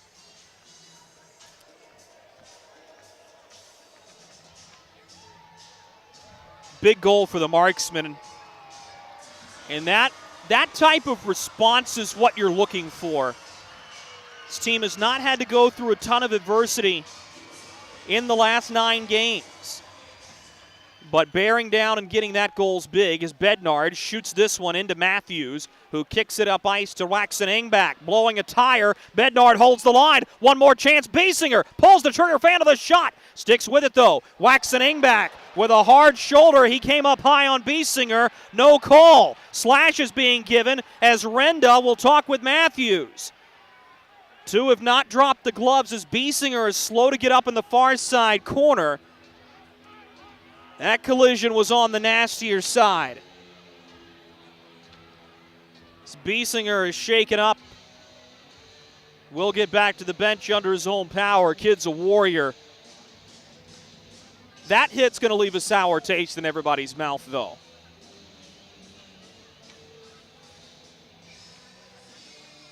Another new line combination out for the Marksmen as Corey Melkert has donned the lab jacket. Has gone into the mad science room. Marksman will have it at the red line, shooting it down the near boards. Jason Price swings it to the far side wing. Headman look pass intercepted. 3-on-2 for the Marksman. Gerard gives it wide. That's Bednard at the far faceoff circle. Drops to the point. Long shot wide of the near post. Line held by Fayetteville, but behind the net is Jason Price. Steers it right into the skates of Bednard. He gets a second opportunity. This is a clean pass out, and this is going to be icing on the headman look to Balsamo. Keeping an eye on Tommy Biesinger, who seems to be having a cordial conversation with Kyle Sherrill, who's standing by him. no worse for wear, at least for the time being. This face-off will be to the blocker side of Stead. McNair will take it. Fresh group out for the Marksmen. Wins it cleanly to the point as Cup will dump it behind the net. Taken by Reynaud, leaves for McNair. Centers, one-timer Stead. Got in the way of that one as driving the front of the net was Nolan Sheeran. Marksman reset at center. As Fayetteville has found new life. Dumped in around the kick plate. Price awaiting it there. Pitchforks it ahead, but Oliveri's got it. He's onside. Fakes the slap shot, splits the defense, drops the puck. Holding on to it here is Glover. He'll backhand to Reynaud. Gives to Oliveri on the far side boards. He'll skate it into the near side corner. Sweeps into space. Picked up by Vincenzo Renda. He'll drop for Matt McNair. McNair turns to the near boards. Cross ice pass to Oliveri. Settles, flings it toward the net. Blockered away by Stead. Knoxville to the rebound. Lifted high up in the air. This will bounce at the Knoxville attacking blue line. Fleurin providing pressure, but the Marksmen have 3 men to the puck. Fleurin with a strong effort here. It's tied up in the skates of Vincenzo Renda. J.B. Baker joins in the fight. 2-by-2, they work in the far corner of the Marksman zone. Fleurin swings it free. He'll fire. Caught and held on to by Brent Moran. 12:07 to go in the third period. 3-2 Knoxville leading Fayetteville. But the Marksmen have grown a little bit of energy here. I think that stretch is the best hockey that the Marksmen have played all night. And they had a couple of really good chances late in the first period. I thought those were even better. Christian Stead stood tall all game. He's turned away 16 of 18. Corey Melkert had a really nice way of putting this a couple games ago, talking about his own defense. Not a high volume of shots, but grade A chances. Marksmen win the draw, and here they come again. Driving is Reimers as he lost the puck to Jared Nash, crossing the attacking blue line. Nash coughs it up at the red line. Good pressure by Kolcheski, but he gives it away one more time. Now Turner and Granith have to move it up ice. They throw it right to Reimers. He's around of Nash before he's finished by Kolcheski. Nash picks up the puck and works to the far side boards. Cuts to center, lost the puck. Baker now picks it up. Shoots it right into the skates of Harrison Harper. This puck is on edge. It'll be settled by Wilson. Looking up ice, Wilson pulls the move on J.B. Baker before giving it up. Swept into attacking space by Nolan Sheeran. Held in the near side half wall by Fraze. Plays it behind the net where Sheeran is engaged by Skylar Smutek. We've got a delayed penalty upcoming. That may be on Smutek for holding. It's a slashing call. Now who's the guilty party? It's going to go against J.B. Baker of Knoxville. And a chance for the Marksmen on the man advantage to tie. Nearly halfway through this third period, 11:18 to go in it. J.B. Baker will take the slashing penalty, and the Marksmen go on to the St. Peter Pest Control power play. They are 0 for 4 on the man advantage tonight. And Corey Melkert, Jeff Carr wants to talk this over. This is interesting. So Knoxville uses their timeout. We'll talk about how we got to this point. Scoring starts 4:09 into the first period. Kyler Matthews with his first of 2 points tonight, assisted by Dean Balsamo. Tommy Biesinger would get it back, driving the net, scoring on a partial breakaway in. Dean Balsamo drives the net front midway through the second period, came in contact with Brent Moran. Goal stood after conversation, 2-1. Then Brady Florent deflects in a shot from Kyler Matthews to make it 3-1 early in this third period. But Zach Reimers on a 2-on-1 down the far side wing, doesn't have to pass, pulls the trigger, goes bar down on Stead, 3-2, and now the Marksmen on their 5th St. Peter Pest Control power play.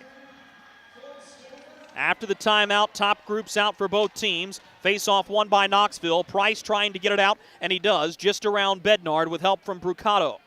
Don Oliveri will pick it up with Anthony McVeigh chasing him all the way back behind to Brent Moran. Oliveri will skate it up himself, gains the red line. He's going to drop, and perhaps ill-advised, is having to hustle back is Biesinger. He's in a foot race for it with McVeigh. Biesinger drops McVeigh. Just threw on the brakes, and here come the Marksmen. This is a 5-on-3 until McVeigh can get back. Fraze trying to work around Price, picked up by Matthews. He'll sweep it to the far side boards, and now a 2-on-1 shorthanded. Bellant driving, toe drags, lost the puck. Marksmen will push it up ice. 3-on-2 for Fayetteville if they hurry. They're onside, crossing the line. Bednard holding. He shoots through traffic, blocked by his own man as Fraze got in the way. Now Fraze pushes to Derek Cupp. He'll give to Bednard near face-off circle. Back for Cup, who will quarterback. Sends it across for a one-timer from Girard. Blocked by Price on the way through, and Hill backhanded all the way down the ice. Halfway through this minor penalty to Baker for slashing. The Ice Bears survive a good rush up ice. The Marksmen had a great play back checking. Through the middle of the rink now, the Marksmen are right back into attacking ice. FX Girard buries his shoulder. He's behind the net in the goaltender's trapezoid. Florent there with Granith, knocking the puck free, but right to Alex Reynaud, who will feed Reimers. All the way across, Cup now in front. Reynaud fires! Kicked out by Christian Stead. Big stop for Stead. Marksmen hold the line. Now Girard pulls the trigger, and Stead swallows. 9:40 to go in the third period. 23 seconds remaining on the Marksman power play. And the horn has not been sounded for the media timeout yet, as Florent lost his footing and cut out the legs of Taylor McCloy. Everybody up from it, no worse for wear. 9:40 to go, third period. 3-2 Knoxville. How do you take the coolest game on earth and make it even hotter? That's what we're trying to figure out. This rebrand night will showcase our burning passion for the game. Add some zest, a little sizzle, and try to spice things up a little bit. This is one night you won't want to miss. The only question is it too hot for you to handle?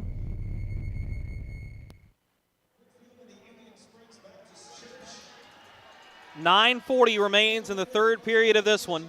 The Knoxville Ice Bears have a 3-2 lead on the Fayetteville Marksmen at home, the Knoxville Civic Coliseum.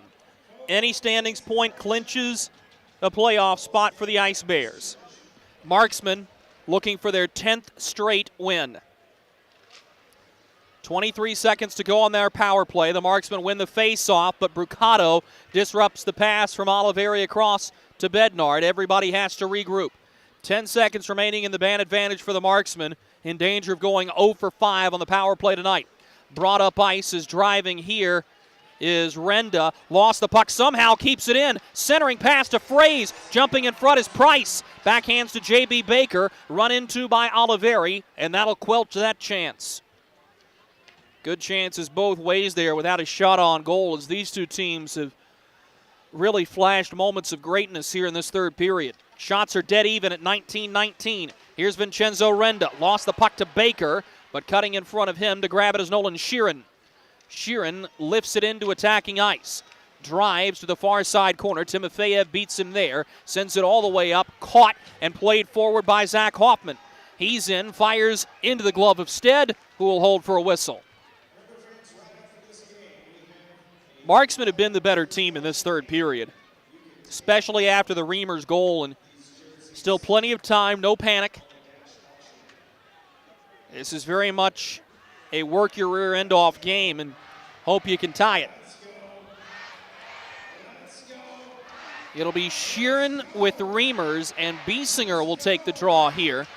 One back by Jared Nash. As he finds Kyler Matthews, who scoops to Brady Florent. This is all the way down the length of the ice, icing against Knoxville.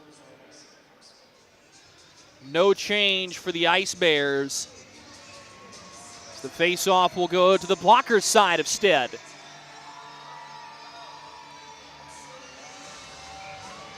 And the Marksmen are going to bring another new forward group out. I like this. They're going to keep everybody on their toes. Bednard will toe in to take this draw. A rare loss in the circle. Knoxville survives to center.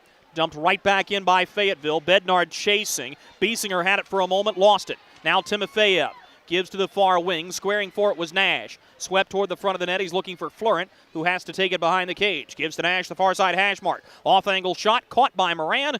No rebound. 8:14 to go in the third period. 3-2 Knoxville in the driver's seat still. And, of course, you try not to let your mind wander back to a disallowed goal for goaltender interference in the first period. But had that gone in, ostensibly, it'd be 3-3. I should say, had that goal counted, ostensibly it would have been 3-3. This is brought ahead by McCloy. Lost the puck in his feet. Balsamo had it for a moment. Gives it away to McCloy. Crafty pass ahead to Sheeran, who coughs it up. Now it's taken on the far side boards. Looking all the way up and ahead. Balsamo tips it in. Rasmus Waxening back in the near corner engaging for it. Marksmen win the puck battle. This is flipped end over end and is going to roll to the goal line. No icing as Robertson was right there. Riley Robertson sweeps it to the near boards, turns it over. Here's Sheeran looking for a lane. Robertson wraps his stick around him. Sheeran cannot win the battle around Ballant. He'll get some help, though. He's working on it here is Tanner Fraze. Puck does bounce to center. Biesinger will swing to the far wing. Dumped in by Cup, who will survive a body check. He's getting to it is Smutek. He clears it up off the glass. This is going to be icing against Knoxville. No change. It's little victories like that for Fayetteville that could help them tie this hockey game. They can get a fresh unit out if they so choose. Robertson, Smutek, Ballant, Balsamo, Waxening back. Capable unit but tired. Waxening back wins the draw critically. Smutek overskated the puck. Somehow pool cues it to Balsamo. Ballant will get off on a change. Fumbling with it, Hoffman will allow the rest of the Ice Bears group to get off. Up into the skates of Hoffman as this puck will be settled by Price. Pushes to the near side wing. McVeigh tried to tip it in. He can't. This is icing again.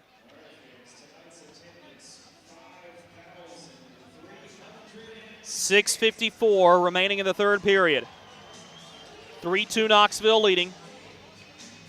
Shots remain even at 19 apiece. Bednard has Glover on his near wing. Up at center is Biesinger. This will set up a drive. Biesinger has the rebound in front. Instead, got a piece of it with a glove side leg pad. A toe save for Christian Stead. He's been brilliant tonight. A turnover at the Marksmen attacking blue line. Losing his footing is Price. Knoxville will survive that, but only for a moment. Oliveri gives to center. That was tipped off an Ice Bear skate. No icing. Price gives it ahead to Timofeyev. He's unable to catch up to it. He engages with Oliveri in the near side corner.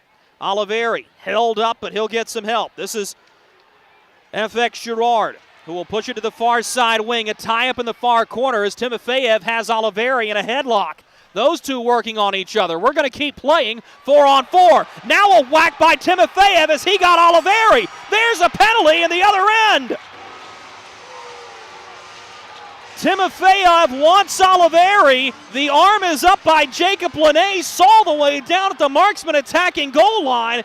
The penalty, I believe, will be on Timofeyev for punching Oliveri in the back of the head.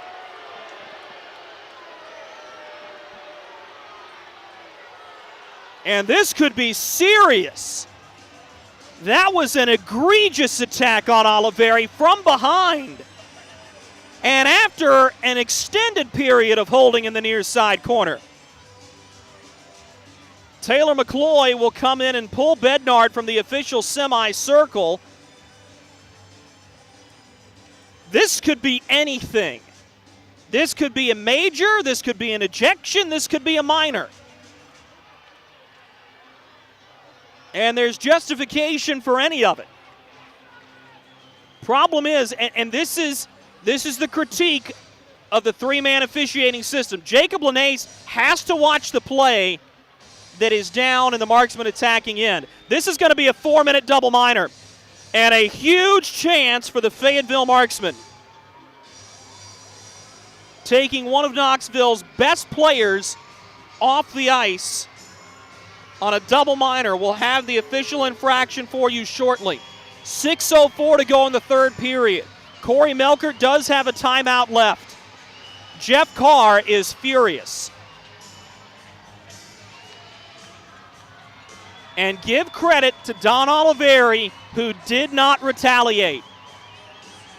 A veteran move against Stepan Timofeyev. Not quite a rookie, but a young Russian player. And now Oliveri having a long and heated conversation, I believe, with Casey Kolcheski, who's not really known to be the scrapper.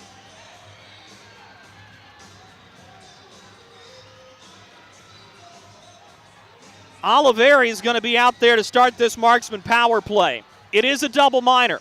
The Marksmen score in the first 2 minutes. The penalty clock will reset to 2. And there will be an additional power play. We'll listen for the official infraction for you. Could be anything from interference to high sticking to slashing to holding. Puck is dropped to the blocker side of Stead. Face-off won by the Marksmen.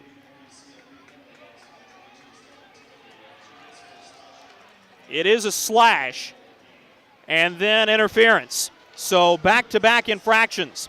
Marksmen are right back into attacking ice. Puck is on the far side boards. Brucato unable to catch up to it. Here's a chance for Bednard. Holding, sets up a one-timer. Stead kicks it free. Bednard has the rebound. Oliveri fired it. Now Biesinger in the far side face-off circle. Turns into the middle for Fraze. Rolls on to Stead, and he'll melt it.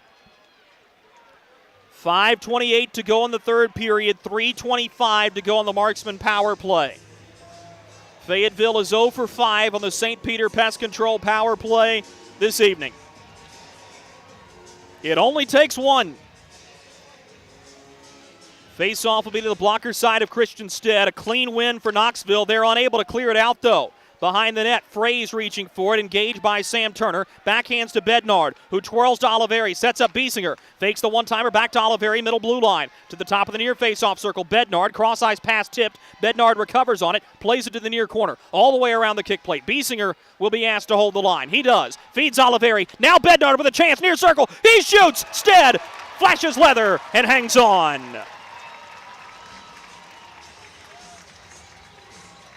There will not be many better shooting opportunities, and none better to take it than Shane Bednard, and he had Stead off balance.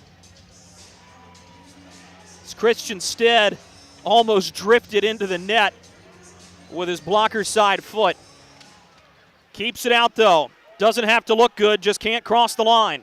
Second power play unit out for the Marksmen. Cup gives to the far wing. That's FX Girard. Already a minute gone by in this double minor to Stepan Timofeyev. Now Girard feeds the point. Reimers holds the line. Too strong on the tap pass. Balsamo has it. He'll clear into the far corner. Reimers was caught already drifting back as Moran will set this one up. Skating it up here is Reimers. He'll turn it back for Cup. Pressured by Ballant. Ran out of real estate. Cup slash taken down. We'll keep going. Ballant has Florent with him, and Ballant just wants to kill time. He'll skate back into his own zone. We'll use the net as a screen, and we'll shoot it around the boards. Back to retrieve it for the Marksman will be Jarrett Cup, veteran defenseman. Cup is going to leave it off here. The Marksman will get their unit out. Oliveri will come back onto the ice. He'll skate it ahead. 2 minutes gone by in the double minor, so not a chance to double dip for the Marksman. Fed to the far side wing.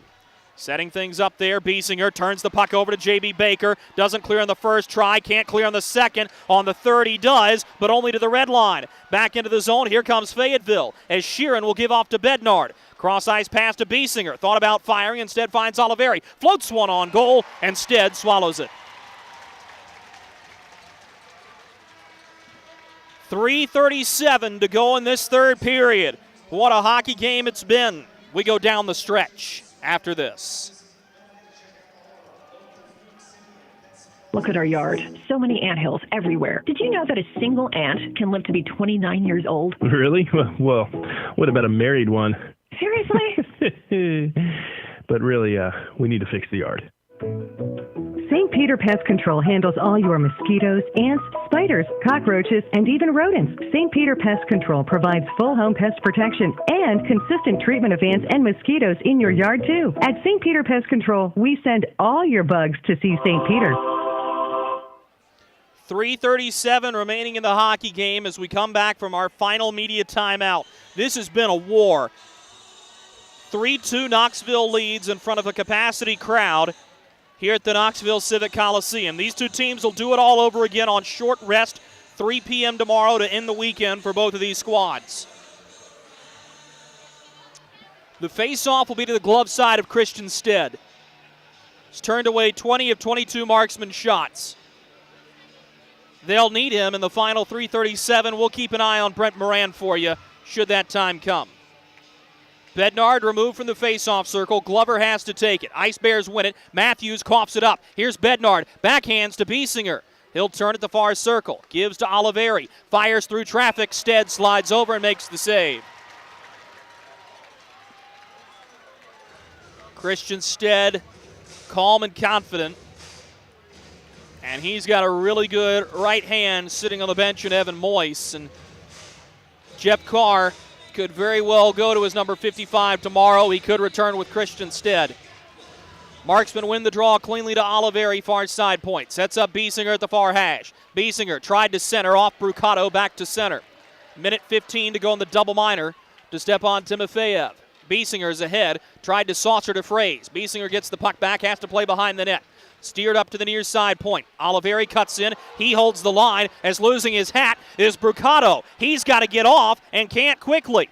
Line change coming as the new PK unit is forced out. Now Biesinger driving. Has to wrap it around. He centers off the outside of the net.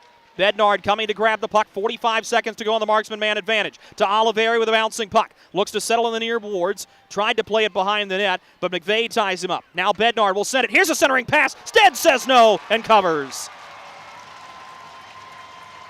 Tanner Fraze set up in the low slot. One-timer off the chest of Stead. 3 fresh forwards will come out. Oliveri looks to stay.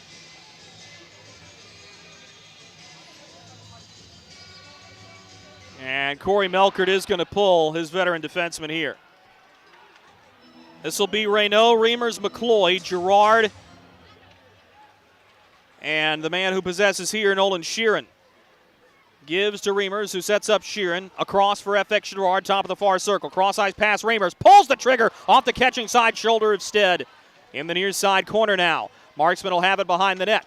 Taylor McCloy bumped off of it by Granite. Reimers will help by giving it to Girard. He fumbles it back out to center. Just 10 to go on the man advantage.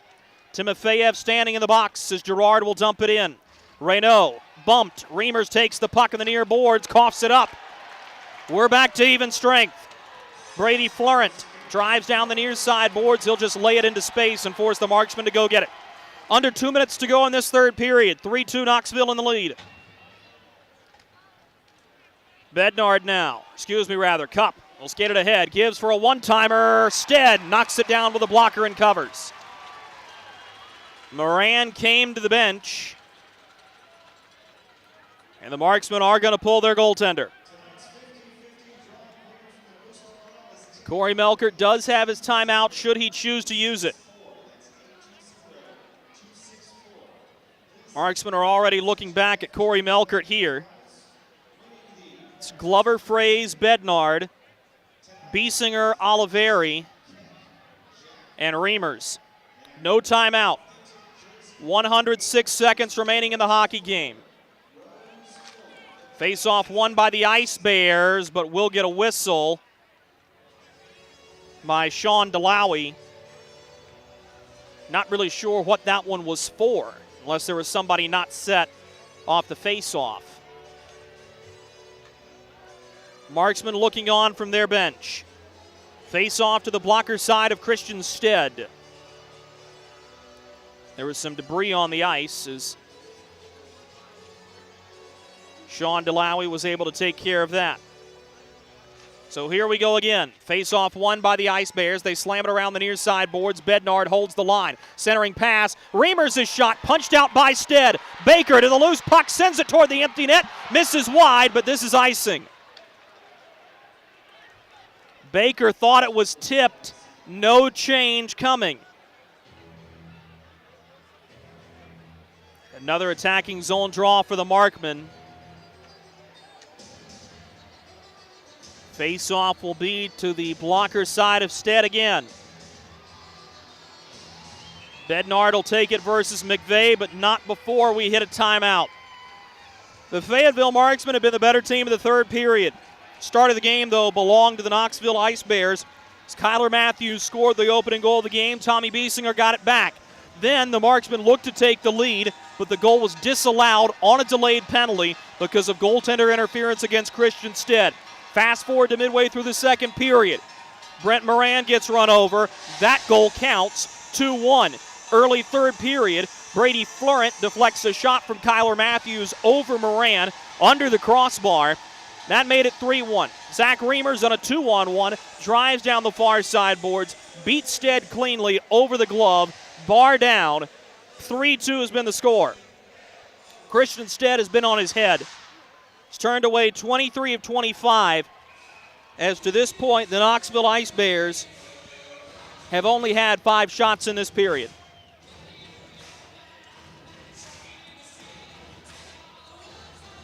Bednard will take this face-off. Fraze and Glover lined up in front of Stead. Nolan Sheeran on the far wing, Don Oliveri, along with Tommy Biesinger, complete the 6. Empty net for the Marksmen. 93 seconds remaining in regulation. Face-off won by McVeigh to Jason Price. Uses his big frame to work up the far boards. McVeigh's able to get it out. One-man pressure from Brucato. Is turning with it. Here's Biesinger. He'll dump it into the far side corner.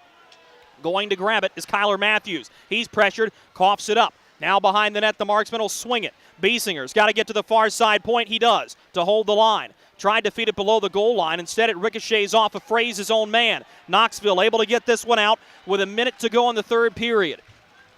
Biesinger is going to look up ice. J.B. Baker, the furthest man ahead, pressuring for Knoxville. Biesinger slaps this one in as he threw a knuckleball at Stead. This puck bounces into center. Could be trouble. McVeigh's pass is chopped down. Marksman will push it to the near boards. Holding on is Bednard. Bednard sends it on goal. Stead will swallow. And another face-off upcoming with 42 seconds remaining in the hockey game.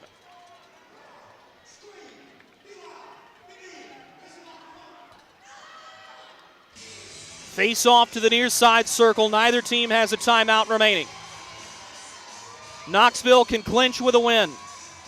Fayetteville looking to hold them off one more day and extend the win streak to 10. Shane Bednard will take the draw. A rare loss. This one sent all the way down toward the empty net. It's in. 190-foot goal for Jason Price will ice this one.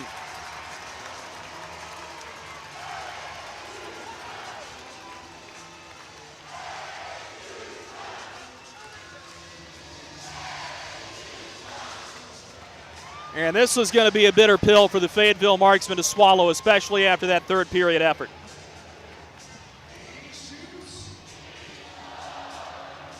(4-2), and that will send many Ice Bears fans to the exits.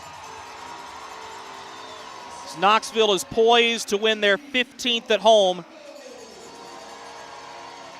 And the Fayetteville Marksmen will have a bitter memory to latch on to tomorrow. And Casey Kolcheski is having a conversation to the Marksman bench. Linesman trying to prevent anything from boiling over there. Face-off won by the Marksman as Bednard, that's McNair, gets dropped by Rasmus Waxen-Engback. Moran will take the puck, 25 seconds to go. Fayetteville looking up ice. Bitter stinging pill as the longest active win streak will come to an end tonight. But Fayetteville has a lot to build off of going into tomorrow's 3 p.m. contest. Robertson around the near side boards. This one rolls up the dasher. Balsamo takes it, 5 seconds to go. He'll dump it in, and that's going to do it. Valiant effort tonight from the Marksmen falls short. Final score, the Knoxville Ice Bears 4 and the Fayetteville Marksmen 2.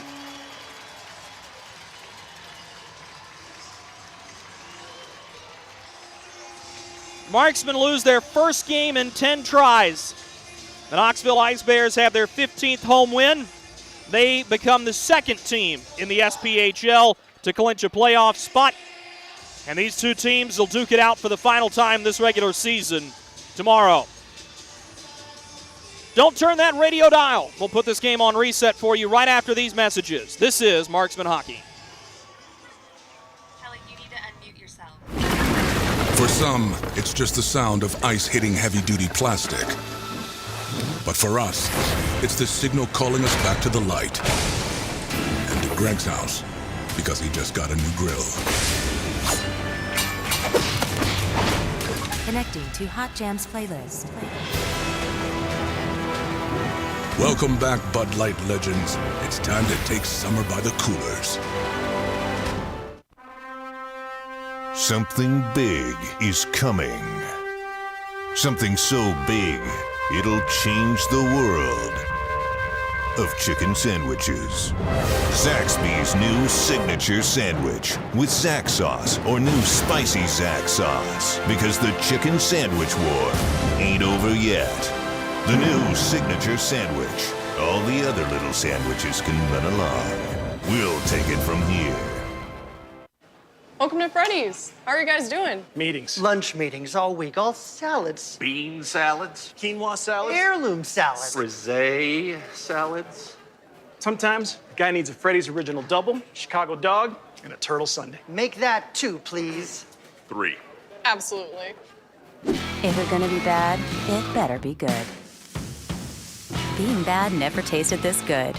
Freddy's, the experience that puts a smile on your face and the taste that brings you back. Hey, you. Are you hearing this but not seeing this? You can change that. Follow along with the entire season of Fayetteville Marksmen hockey on Hockey TV. Visit hockeytv.com/subscriptions and get the SPHL TV package to watch every single Fayetteville Marksmen road game this year. That's hockeytv.com/subscriptions. We welcome you back to the Knoxville Civic Coliseum. This is a stinging loss for the Fayetteville Marksmen this evening as they fall at the hands of the Knoxville Ice Bears by a final count of 4-2, with the last of the 3 stars being announced here this evening. Christian Stead is going to be the number 1 star, and you'll hear the roar of the crowd and approval here in a moment. But let's go ahead and put this game on reset for you. Starts quickly with Kyler Matthews scoring the opening goal of the hockey game, just 4:09. Tommy Biesinger, much to his credit, gets a big goal for the Marksmen, 7:15 into the period. For Biesinger, it is his 3rd goal and his 8th point in now 7 games as a Marksman, and he continues to be a linchpin for this group. And then I cannot help but shake this, and it is part of the narrative of the hockey game, but a goaltender interference call on a delayed penalty disallows a goal that would have been scored by the Fayetteville Marksmen. And the reason that stings so much is because it did not look like there was a lot of contact on Christian Stead, and it certainly looked like J.B. Baker was in front and influenced the Marksman forward to fall into him. Jacob Linnaeus was rather swift with calling that to his credit, and he stuck with it. And the Marksmen were unable to convert on the ensuing power play. That sets up an opportunity later in the second period, about halfway through the hockey game, for Dino Balsamo to drive the net. Balsamo buried his shoulder right into the mask of Brent Moran as he's crashing for a rebound, and that goal counts. And Moran was incensed. The net was dislodged. It was a bang-bang play in front. Hard-working goal that stood after Linnaeus talked it over with his linesman. And though that may very well be the correct call as you watch that on review, there is no video review in the SPHL. It all has to be done via discussion without any help from the replay board. It's just a really, really bitter pill for the Marksmen to swallow. And though they had chances throughout the second period, and I really thought they were the better team in the latter half of that hockey game, and you could argue they were the better hockey team in the last 2 periods. Christian Stead proving why he is right now probably the best goaltender in the SPHL, comes up with a huge 2-on-1 stop on Shane Bednard, who was unable to lift the puck, and had a couple in the third period that were just highlight reel saves. In the third period, an early start, 3:30 into it, Brady Florent deflects home a shot from Kyler Matthews. Matthews ends up being the second star of the game as Florent scores his 5th of the season. Marksmen get it back, though. Zach Reimers rings one off the crossbar. Bar down beauty on a 2-on-1. That makes it 3-2, and then the Marksmen had chances down the stretch. 3 power plays in the third period, all go by the wayside. One a double minor on Stepan Timofeyev late there in that frame. And this one just stings for the Fayetteville Marksmen, who are going to feel like they played well enough to beat the Knoxville Ice Bears. But right now, Christian Stead is on top of the world. And you'd imagine that in a perfect world, he goes again tomorrow. And as we told you in Macon last night, this is where having the extra day of rest really does favor the Knoxville Ice Bears, who play a Thursday, Saturday, Sunday split and having to go 3 in a row. And now the challenge tomorrow to close out this season series for the Fayetteville Marksmen is getting your energy up. This is a high-intensity hockey game and one in front of a big crowd that is loud, that is rowdy, and that's awesome. You love these type of hockey games. The difficult thing is when you're coming right back on the other side on short rest for a 3 p.m. game to get up. And we've seen the Marksmen win these games. They defeated Knoxville on November 7th in a sleepy little Sunday game in Fayetteville by a final count of 3-1. We've seen the Marksmen come off an emotional overtime win over Roanoke and lay an egg versus Knoxville in a 3-0 loss back on December 5th. Right now, it just stands that the Knoxville Ice Bears are a really good hockey team, and they made errors tonight, and they got away with them. And largely that's due in part to their goaltender this evening. But the Fayetteville Marksmen will have a lot of building blocks moving into tomorrow's contest and certainly are going to feel good about their effort in the last 2 periods. And it's always better in a loss to play better on the back half than in the front half. Records will go to the following numbers. Knoxville with the win will grow to 38-8-3. They clinch the second of 8 SPHL playoff spots. The Marksmen fall to 26-11-1 and have their 9-game winning streak snapped at the hands of the Knoxville Ice Bears. Final shots on goal total in the third period. The Knoxville Ice Bears 3 for a game total of 20, and the Fayetteville Marksmen 14 for a game total of 28.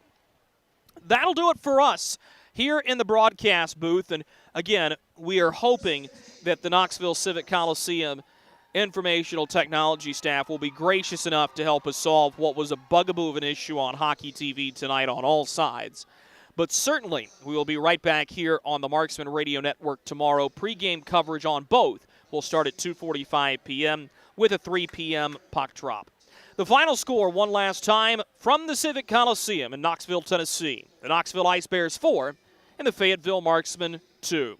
Hope you enjoyed this one as much as we enjoyed bringing it to you. Until next time, I'm Drew Blevins. Good night.